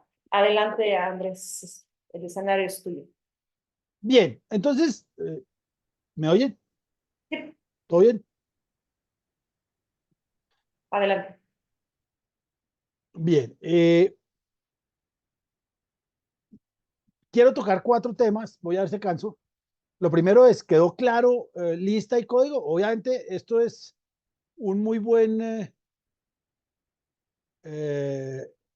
ahora el caso de un mexicano en Costa Rica que fue sancionado por un medicamento para tratar una uña enterrada con mal seguimiento de su club, Eric El Cubo Torres. No lo conozco, eso, si es reciente, se le puede ayudar.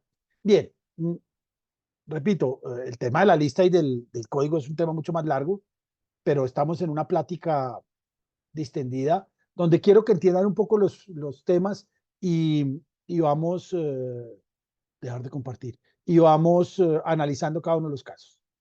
El primer caso que a mí me gusta mucho es Andrea Raducán. El caso de Andrea Raducán es un caso complicado, un caso donde compartir pantalla. Acá está.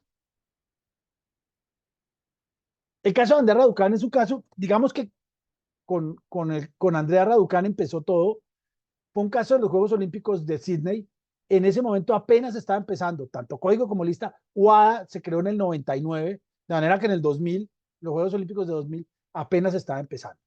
El caso de Andrea Raducanu tiene tres componentes que son importantes y son interesantes de analizar, y que con eso empieza toda una saga de responsabilidad objetiva.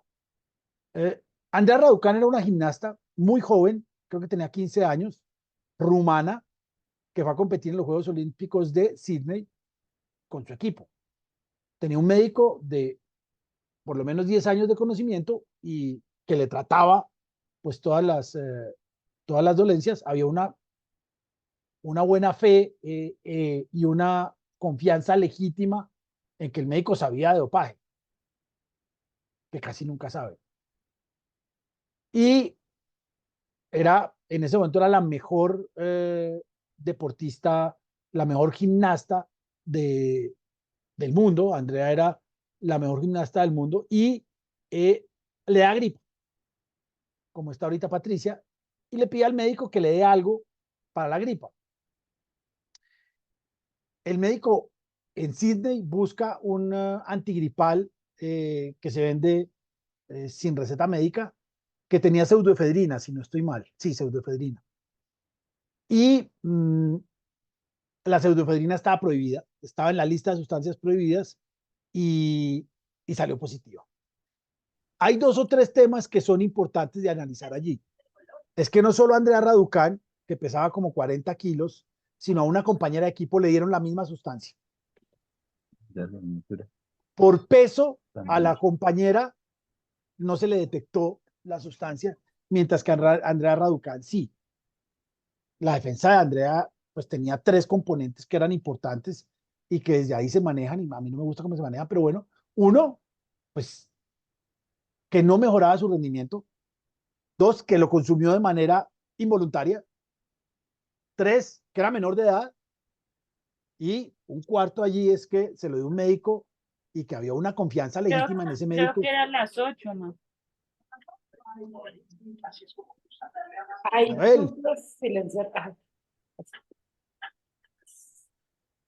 el Tribunal Arbitral del Deporte indicó sin el más mínimo remordimiento que el código pregonaba una responsabilidad objetiva y que la sola presencia de una sustancia prohibida en el organismo daba lugar a una sanción.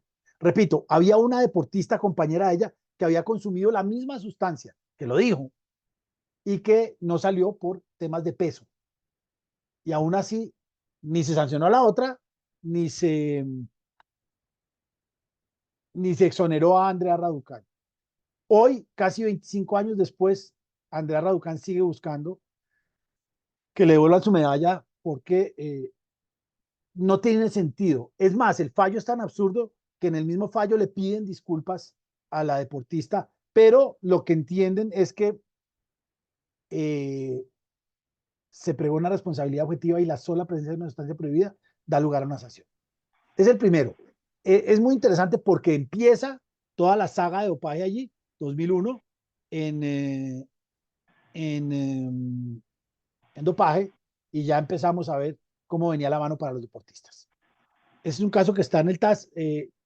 La base de datos del TAS es bien completa. Ahí está Andrea Raducanu. Sigamos con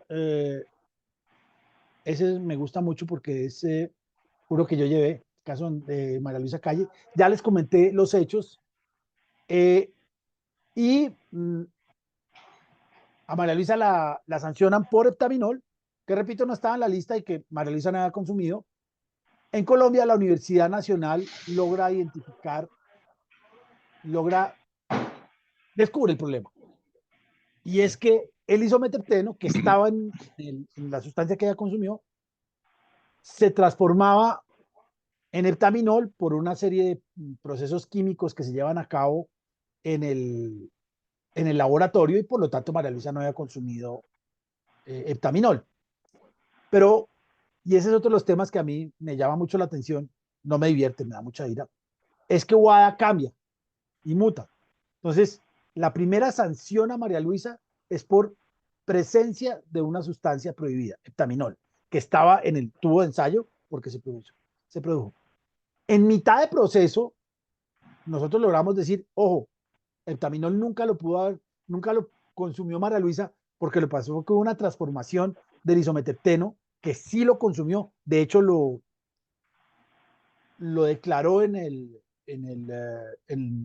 formulario de dopaje, ese sí lo consumió y por lo tanto no podía haber una sanción por heptaminol.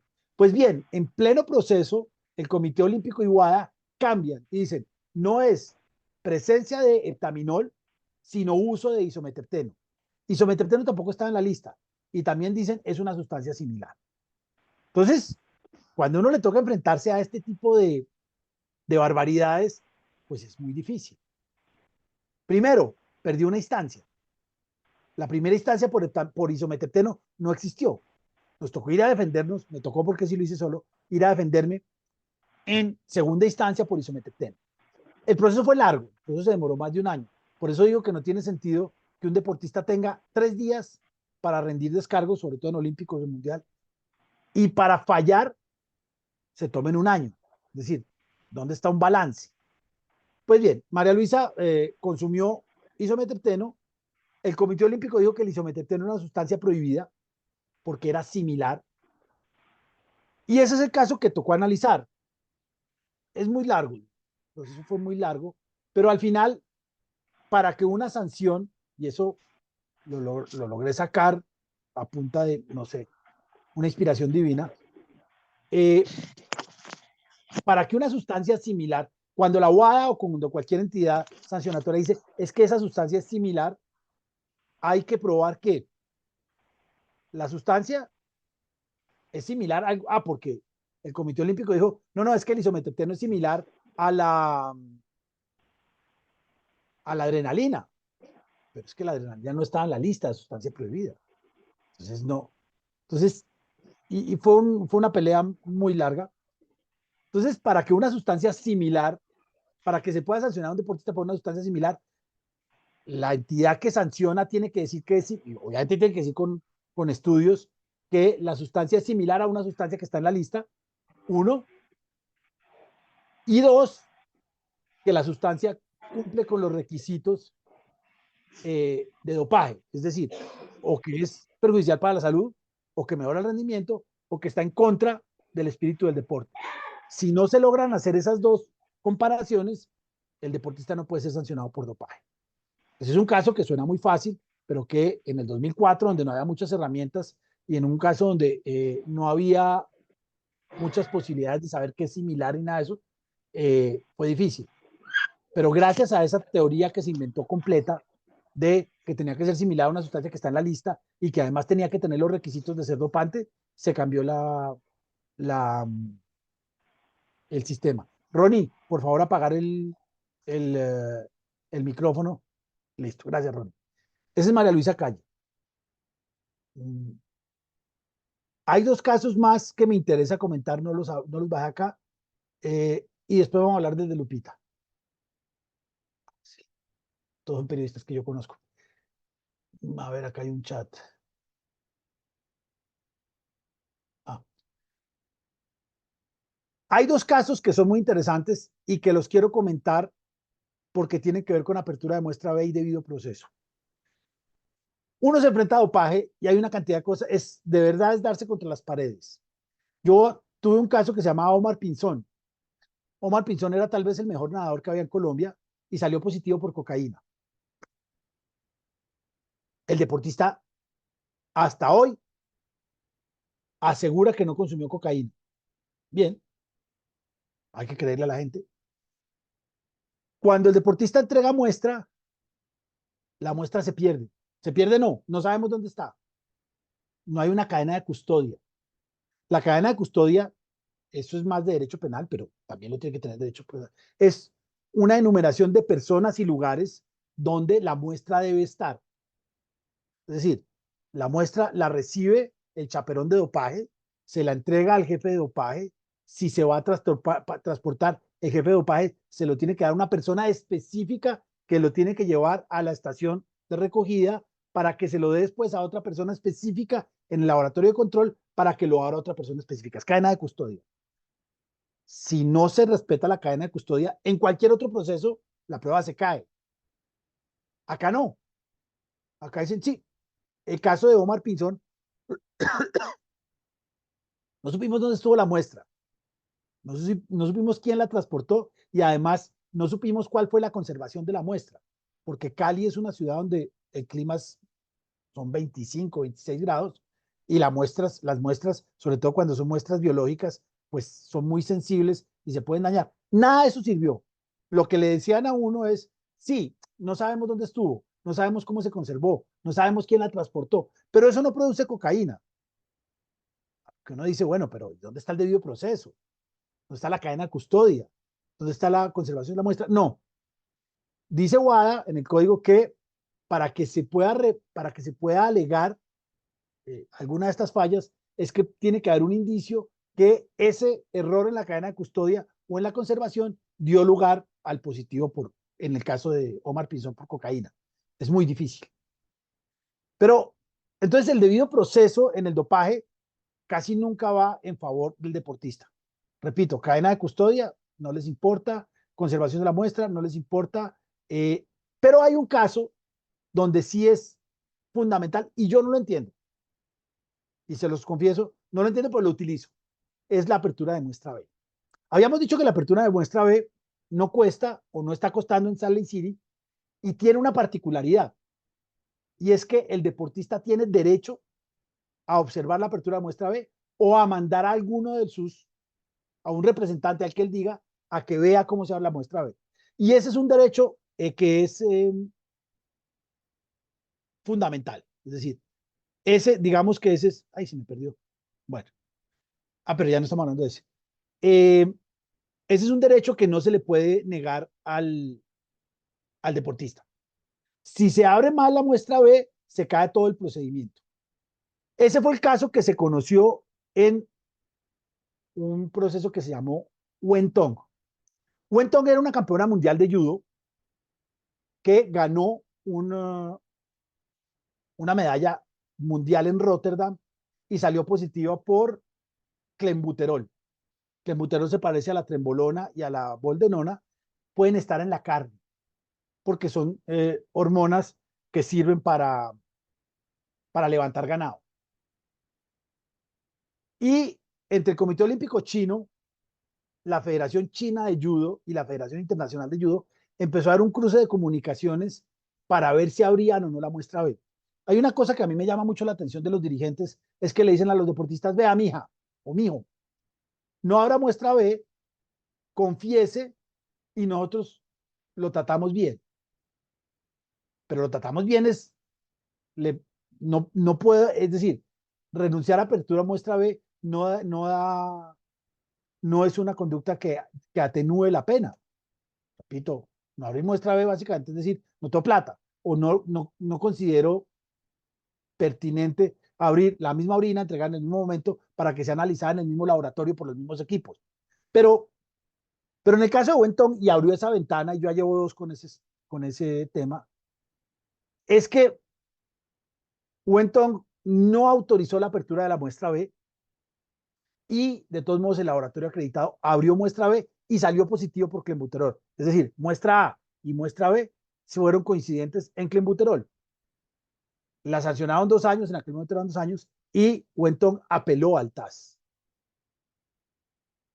Y por apertura irregular de muestra B, a pesar de que en muestra A y en muestra B dio positiva por clenbuterol, el TAS retiró la sanción porque entiende que uno de los derechos fundamentales, el único, digo yo, de los deportistas es a estar presente en la apertura de muestra B o que la persona que la haya nombrado esté presente en la apertura de la muestra B.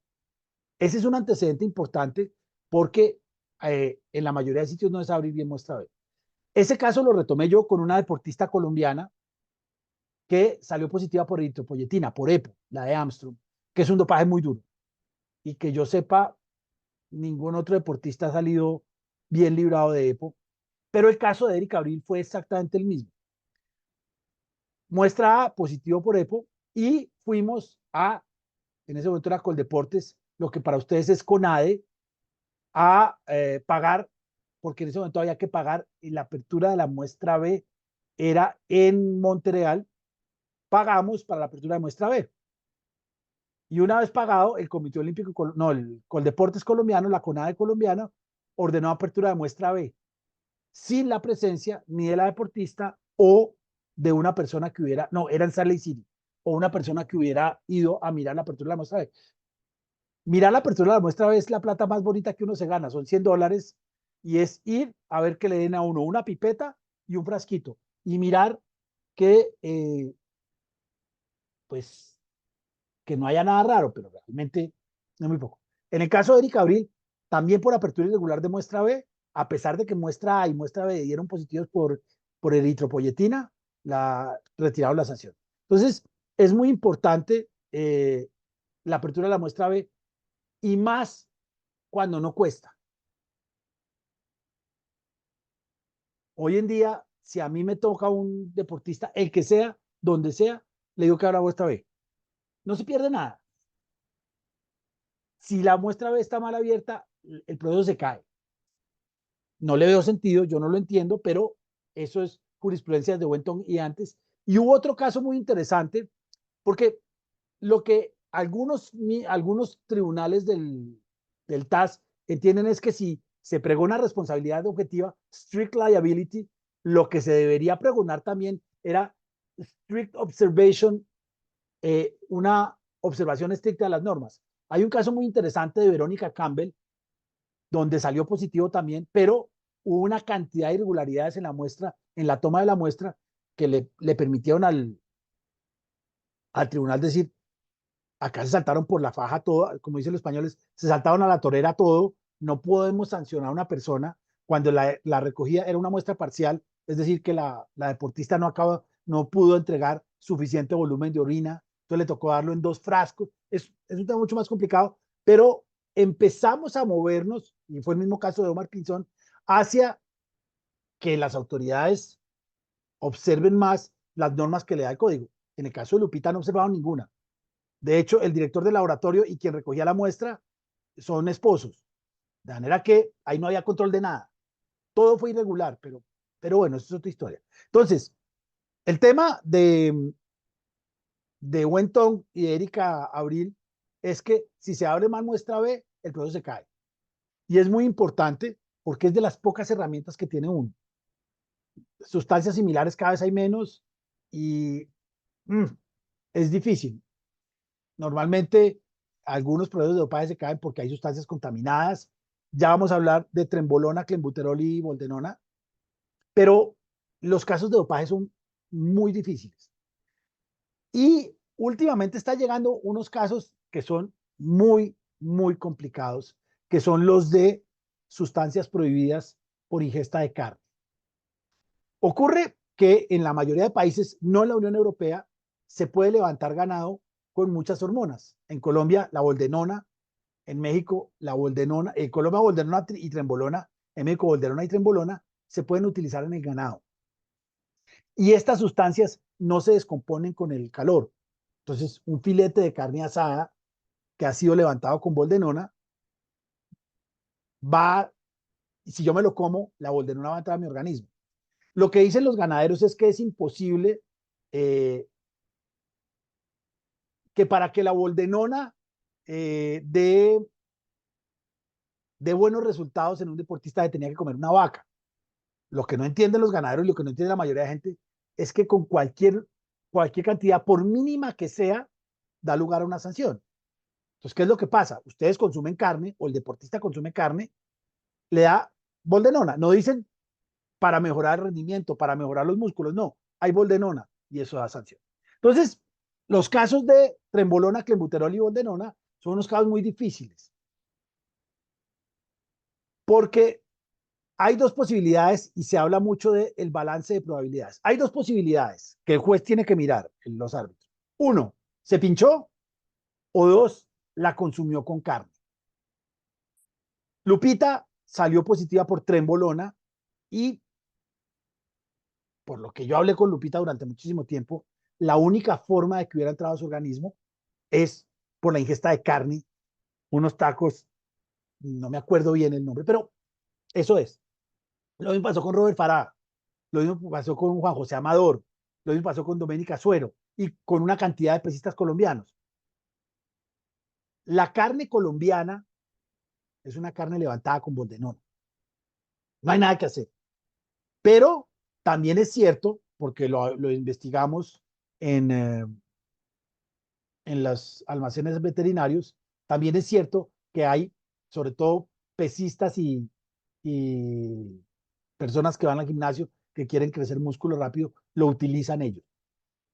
Entonces hay que probar que no se pincharon, sino que se lo comieron con carne. Y es muy difícil, porque yo puedo decir, es que yo comí carne cuando llegué, el caso de Robert Farah, yo comí carne cuando llegué de China, que mi mamá me hizo no me acuerdo qué le hizo, y por eso es que hay varios equipos de fútbol de aquí que les prohíben a sus jugadores comer carne mexicana. No sé dónde será aquí, pero lo ideal es que no coma carne. O, pero es que esa sí no la conozco, que lleven un Ziploc y dejen un pedazo de carne con la fecha y la guarden en el refrigerador. Pero pueden acabar con 500 bolsitas con pedacitos de carne en el refrigerador. Pero entonces está levantada el clenbuterol, sí. Entonces, la prueba es muy difícil porque uno no le puede, repito, salvo que tuviera un pedazo de carne que consumió, uno no le puede decir al juez o a los árbitros, es que salió de esto.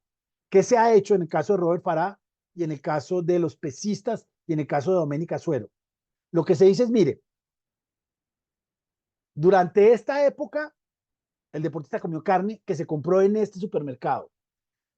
Durante esa época, estos tres ganaderos entregaron esa carne a ese supermercado. Entonces había que tener la tirilla de compra que afortunadamente la mamá de Robert Farah, el tenista número 1 de dobles, lo tenía. Entonces logramos identificar cuándo la compró, qué ganado entró, que ese ganado había sido levantado con boldenona y que era posible, que era más posible eh, que la boldenona no hubiera entrado en el organismo de un tenista porque consumió carne que porque se pinchó. Porque entre otras cosas, el dopaje, hay deportes que no tiene sentido doparse con algunas sustancias.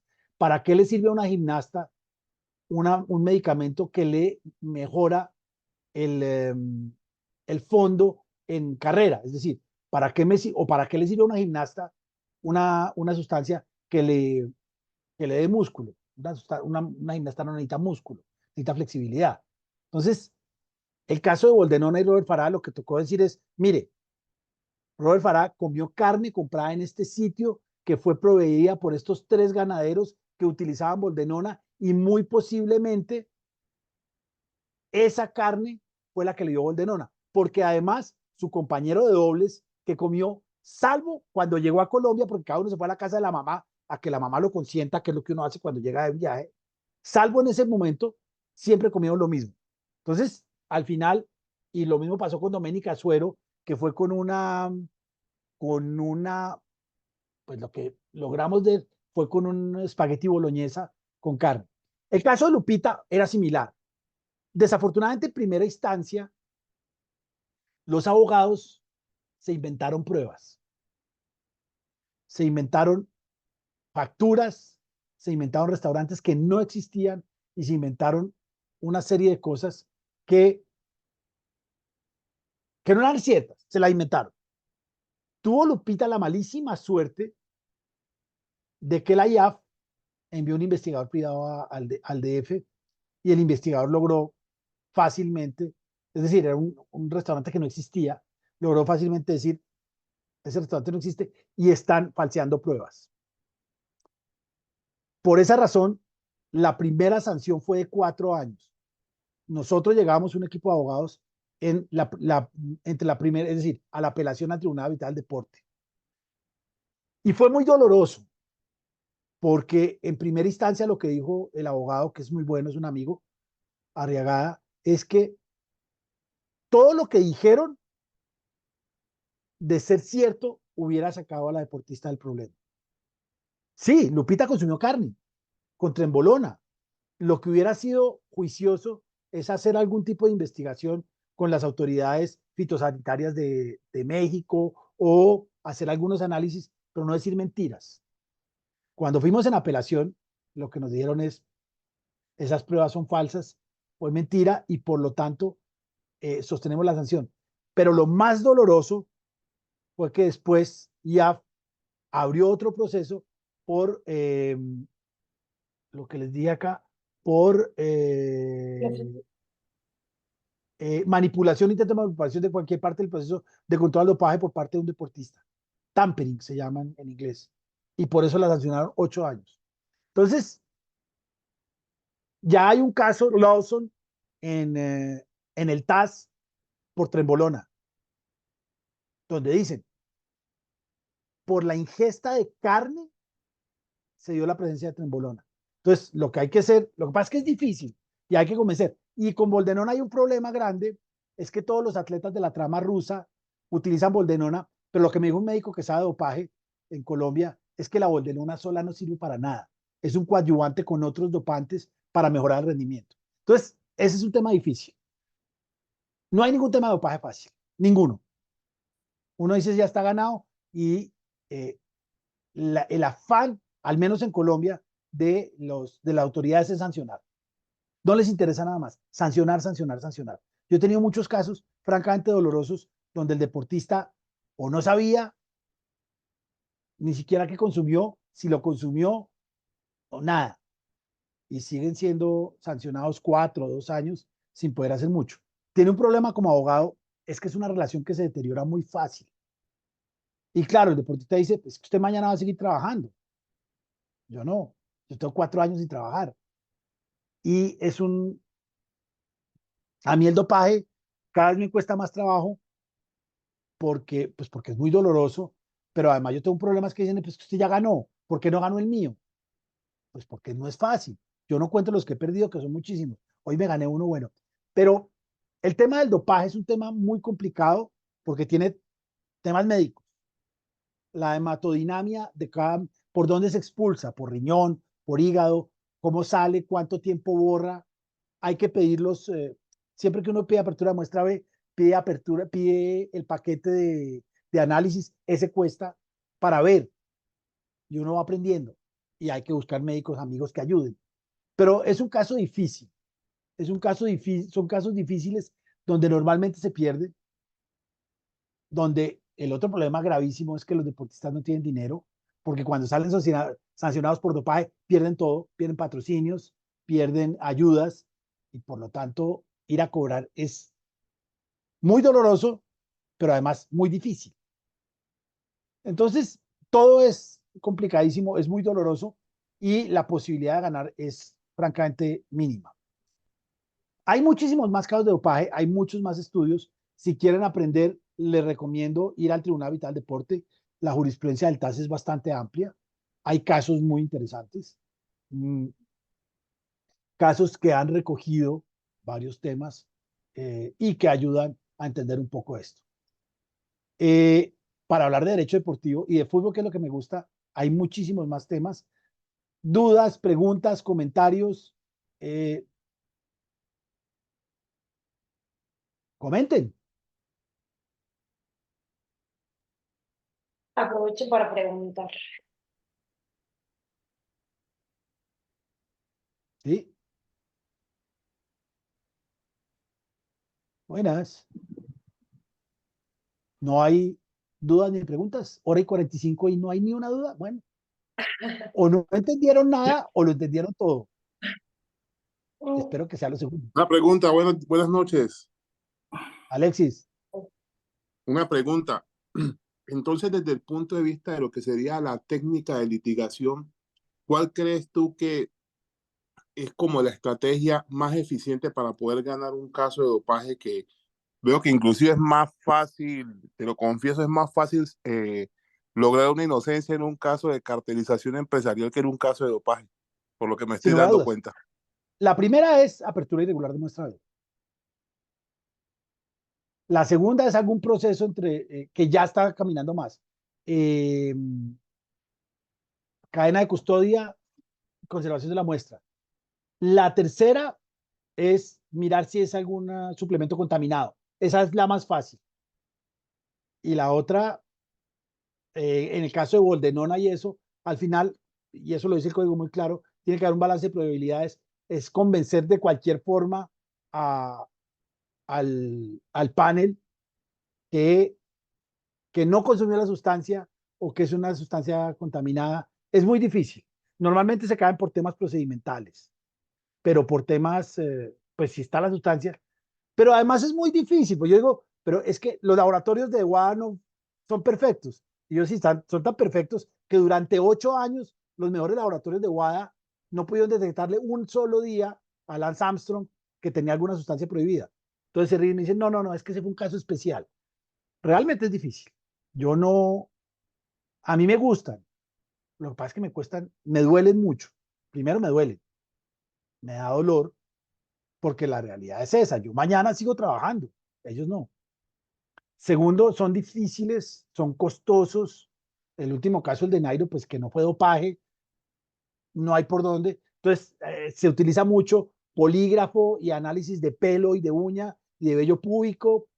A veces se puede ayudar, pero no hay una línea clara. Uno puede decir, como el caso del laboral, yo miro que no hay un contrato, pero no hay subordinación, es un contrato de prestación de servicios. No, acá no. Acá hay que mirar caso por caso. No es fácil. Renato. Bueno, acá me están diciendo, Davis, UADA cambió, sigue siendo prohibida las drogas sociales, cocaína, marihuana, meth y me falta una. Siguen siendo prohibidas, pero la sanción es mínima si el deportista va a un programa de rehabilitación. Pero siguen estando en la lista. Pero ya obviamente a Paolo Guerrero no le hubiera pasado lo que le pasó en el Mundial. Renato. Ahora sí, ya, perdón, muchas gracias. Gracias, doctor, por la plática. Gracias, Patricia, por invitarnos. Y bueno, la pregunta sería, ¿cómo poder facilitar la defensa de los deportistas? ¿Debería haber algún tipo de subvención por la propia autoridad deportiva o por el Estado nacional que representa? Efectivamente, pues es complicado. A ver, en Colombia lo primero que hacen el ministerio es quitarle las ayudas. Pues no solo salió dopado, sino que no tiene dinero. Lo primero. Lo segundo es que lo ataca. El FIFA tiene una, por favor, yo no sé quién esté con el micrófono abierto. FIFA tiene una lista de abogados pro bono. Yo estoy en esa lista donde se le puede ayudar al deportista y FIFA paga en temas de dopaje de FIFA. Y el TAS también tiene, pero la unidad de integridad, que es, digamos que la primera instancia de dopaje en el TAS, no sé si tenga abogados pro bono, pero el Tribunal Vital del Deporte tiene abogados pro bono. Lo que pasa es que uno llega en segunda instancia. Entonces, en primera instancia es muy difícil. Renato ya, Luis Gerardo. Hola, ¿qué tal? Buenas noches. Em, Antes que nada, pues agradecerle todas estas recomendaciones y todas estas experiencias que ha tenido al respecto. Y, y sobre el particular, a mí me queda más bien quiero preguntarle con el ánimo de satisfacer un interés, porque como ya lo mencionó al principio, pues el procedimiento que se lleva a cabo en el dopaje, pues va en muchas ocasiones atenta contra otros principios, ¿no? Que en el derecho podrían considerarse violaciones a derechos humanos. Claro. Pero también mi duda es si ha tenido casos con personas menores de edad y cómo es el procedimiento pues para estas personas en el ámbito del dopaje. Luis Gerardo, léete el caso de Andrea Raducán. Ahí dice que no importa. Ya ha habido un poco más de conciencia que no es lo mismo tratar un menor de edad que un mayor de edad, pero en principio es igual.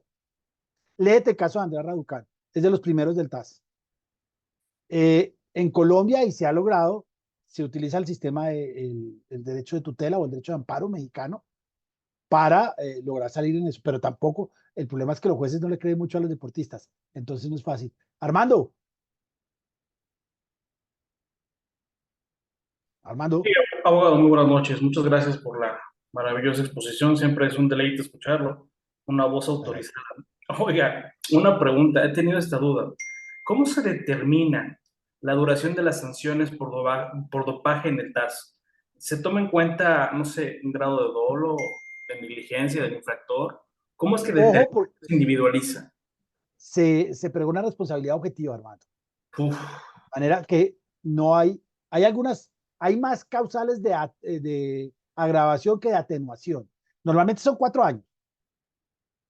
Ahora, ahí empieza a haber una serie de cosas, pero ¿cómo puede bajar uno un año? Confesando, diciendo quién me lo entregó, y entonces ya no son 4, sino 3 años. Las únicas que tienen unas, que ya no son causales de agravación, sino que cambió la sanción, son las sustancias sociales. Pues, cocaína, marihuana, metadona y no me acuerdo la otra. Pero en principio son 4 años. Claro, si es y ha habido casos, el caso ay, se me olvidó, de María Sharapova, pues lo que dijeron es que no había negligencia. Normalmente lo que logra disminuir la sanción es el grado de negligencia del deportista. Y ahorita hubo un caso, lo leí por encima, de la rumana Andrea Halep, que le bajaron mucho precisamente porque hubo un grado de profesionalismo. Normalmente, ¿qué hay que hacer? Hay que decir que hubo que no hubo negligencia, pero es difícil. Por acá hay una pregunta más bien en el chat respecto a las drogas sociales, si hay un trato diferente respecto a una droga social y una sustancia para mejorar el rendimiento. Pero lo comentaste un Ojo, poquito. no importa si la sustancia que está en la lista mejora o no el rendimiento, eso no es fundamental. Si está en la lista hay sanción. Yo tengo amigos que dicen que con un toque de marihuana pueden jugar mejor o pueden hacer cosas mejor. No importa. Marihuana, cocaína, no me acuerdo las otras dos, creo que es metadona y otra. Si sale positivo, la sanción creo que es un llamado de atención, pero el deportista tiene que ir a un programa de rehabilitación. No importa si mejora el rendimiento. Y las sustancias, las que están en la lista, y lo dice muy claro el código, no importa si mejora el rendimiento, la sola presencia de la sustancia prohibida, no importa si la ingesta fue voluntaria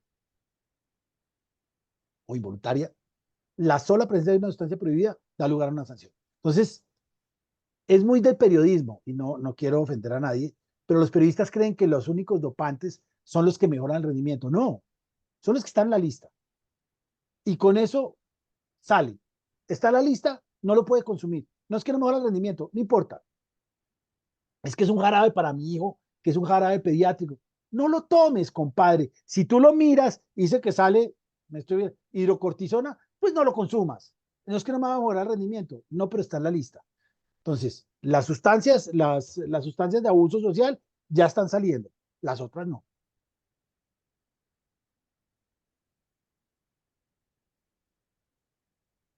El caso de Adrián Mutu con el Chelsea, en aquel momento era distinto y Mutu se le acabó la carrera porque además le dieron una sanción muy alta por terminación de contrato. Eso ya es laboral fútbol.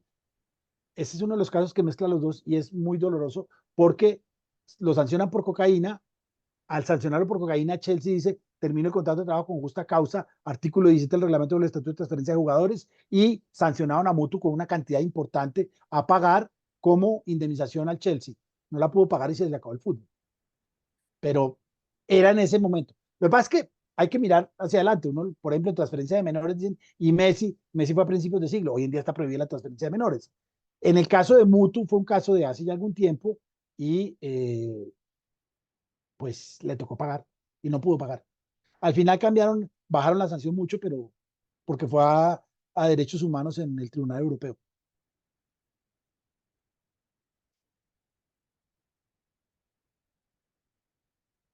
Luis Barranco, sí, hoy en día empieza, pero hasta hace muy poco, en el último código, ya empezó a haber sanciones para los médicos y para el personal de apoyo, pero hasta hace poco no había nada. Y en Colombia se creó un tipo penal para el que vende las sustancias, para el proveedor, para el dealer, pero acá se consiguen, yo tengo recortes de sustancias prohibidas que se pueden comprar por Rappi. A domicilio se la llevan a uno.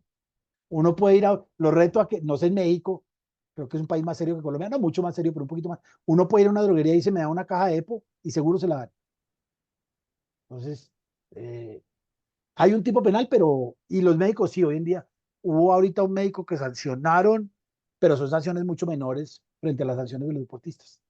Sí hay, sí ha mejorado eso. Es la infracción 10 y la 11 del artículo primero del código WADA, pero pues no me da hasta acá. Si tienen dudas personales o si tienen algún proceso, le piden a Patricia mi número, yo no tengo ningún problema. Me gustan los casos. Llegué a Lupita por Patricia. Son casos muy difíciles. En México hay unas oportunidades grandes. Está ahorita el caso de Harold Preciado. Yo le estoy buscando con los agentes del deportista, pero creo que el equipo mexicano le consiguió unos abogados. Ojalá no sean los de Lupita, los de la primera, porque pues es difícil.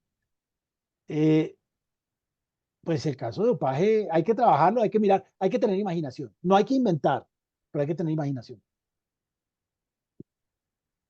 Mi estimadísimo Andrés, creo que ya no hay alguna otra pregunta. Pues sabes que con mucho cariño te agradezco enormemente la plática de hoy.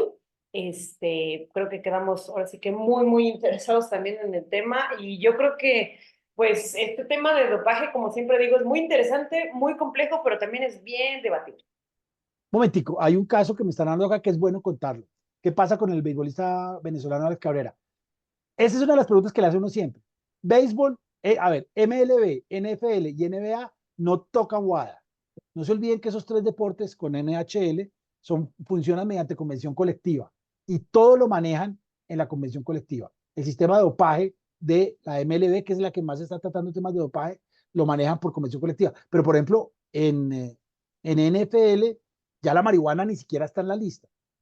Si positivo por marihuana, es como si se hubiera, no sé, hubiera tomado 3 Red Bull. Eso no da sanción, ni siquiera es positivo, porque en WADA sigue estando el tetrahidrocannabinol en la lista, pero ya la sanción es mínima. Entonces, ojo con esos 3 deportes, que esos salen de órbita WADA. WADA, obviamente FIBA y supongo que la Federación Internacional de Hockey también. Y Qué pena, Pati. las estructuras alternas, ¿no? Que Sí. hemos tocado. Muy bien. Pues muchas gracias nuevamente, Andrés. De verdad, enormemente agradecerte que seas nuestro padrino en estas pláticas también, que la idea es eso, ¿no? Crear, generar comunidad. Te digo, el siguiente mes tenemos a Félix Burgos hablando de movimiento olímpico y los deportes electrónicos. Después también, pues, invitaremos a varios compañeros también por acá que estuvieron en la charla. Pues nuevamente agradecerte, mandarte un enorme abrazo, a ver cuándo vienes. La otra vez que fui a las luchas me acordé cuando viniste. Me encanta. Y Es pues lo que bueno, más me gusta de México, la lucha libre me parece maravilloso. Sí, trataré de ir. Yo creo que hay oportunidades muy interesantes. Yo creo que México es un país que tiene muchísimo deporte y que todavía no les falta tiempo en temas de derecho deportivo. Hay unas oportunidades enormes. sí, Y nos faltan muchos abogados. O sea, Colombia con la tercera parte de población seguramente tiene, yo observé, 3 veces más abogados que acá por la inversión que han hecho en la capacitación. Entonces es lo que estamos buscando de este lado también. así es. Buscando. Nada, lo que necesiten. Muchas gracias a todos, a los colombianos. Por ahí vi como 5. Guapacha, Faruk, Barranco, nada, nos vemos por acá. Patricia, cuando vengas o cuando yo vaya, nos vemos. Y al que necesite alguna cosa, normalmente soy bastante generoso en conocimiento. Si viven acá, les toca invitarme a almorzar, pero ya ni eso. Entonces, nada, bienvenidos. Muchas gracias. Abrazo fuerte y gracias a todos por conectarse. Nos vemos el siguiente mes, el primer lunes de cada mes. Un abrazo fuerte. Muchas gracias. Hasta luego.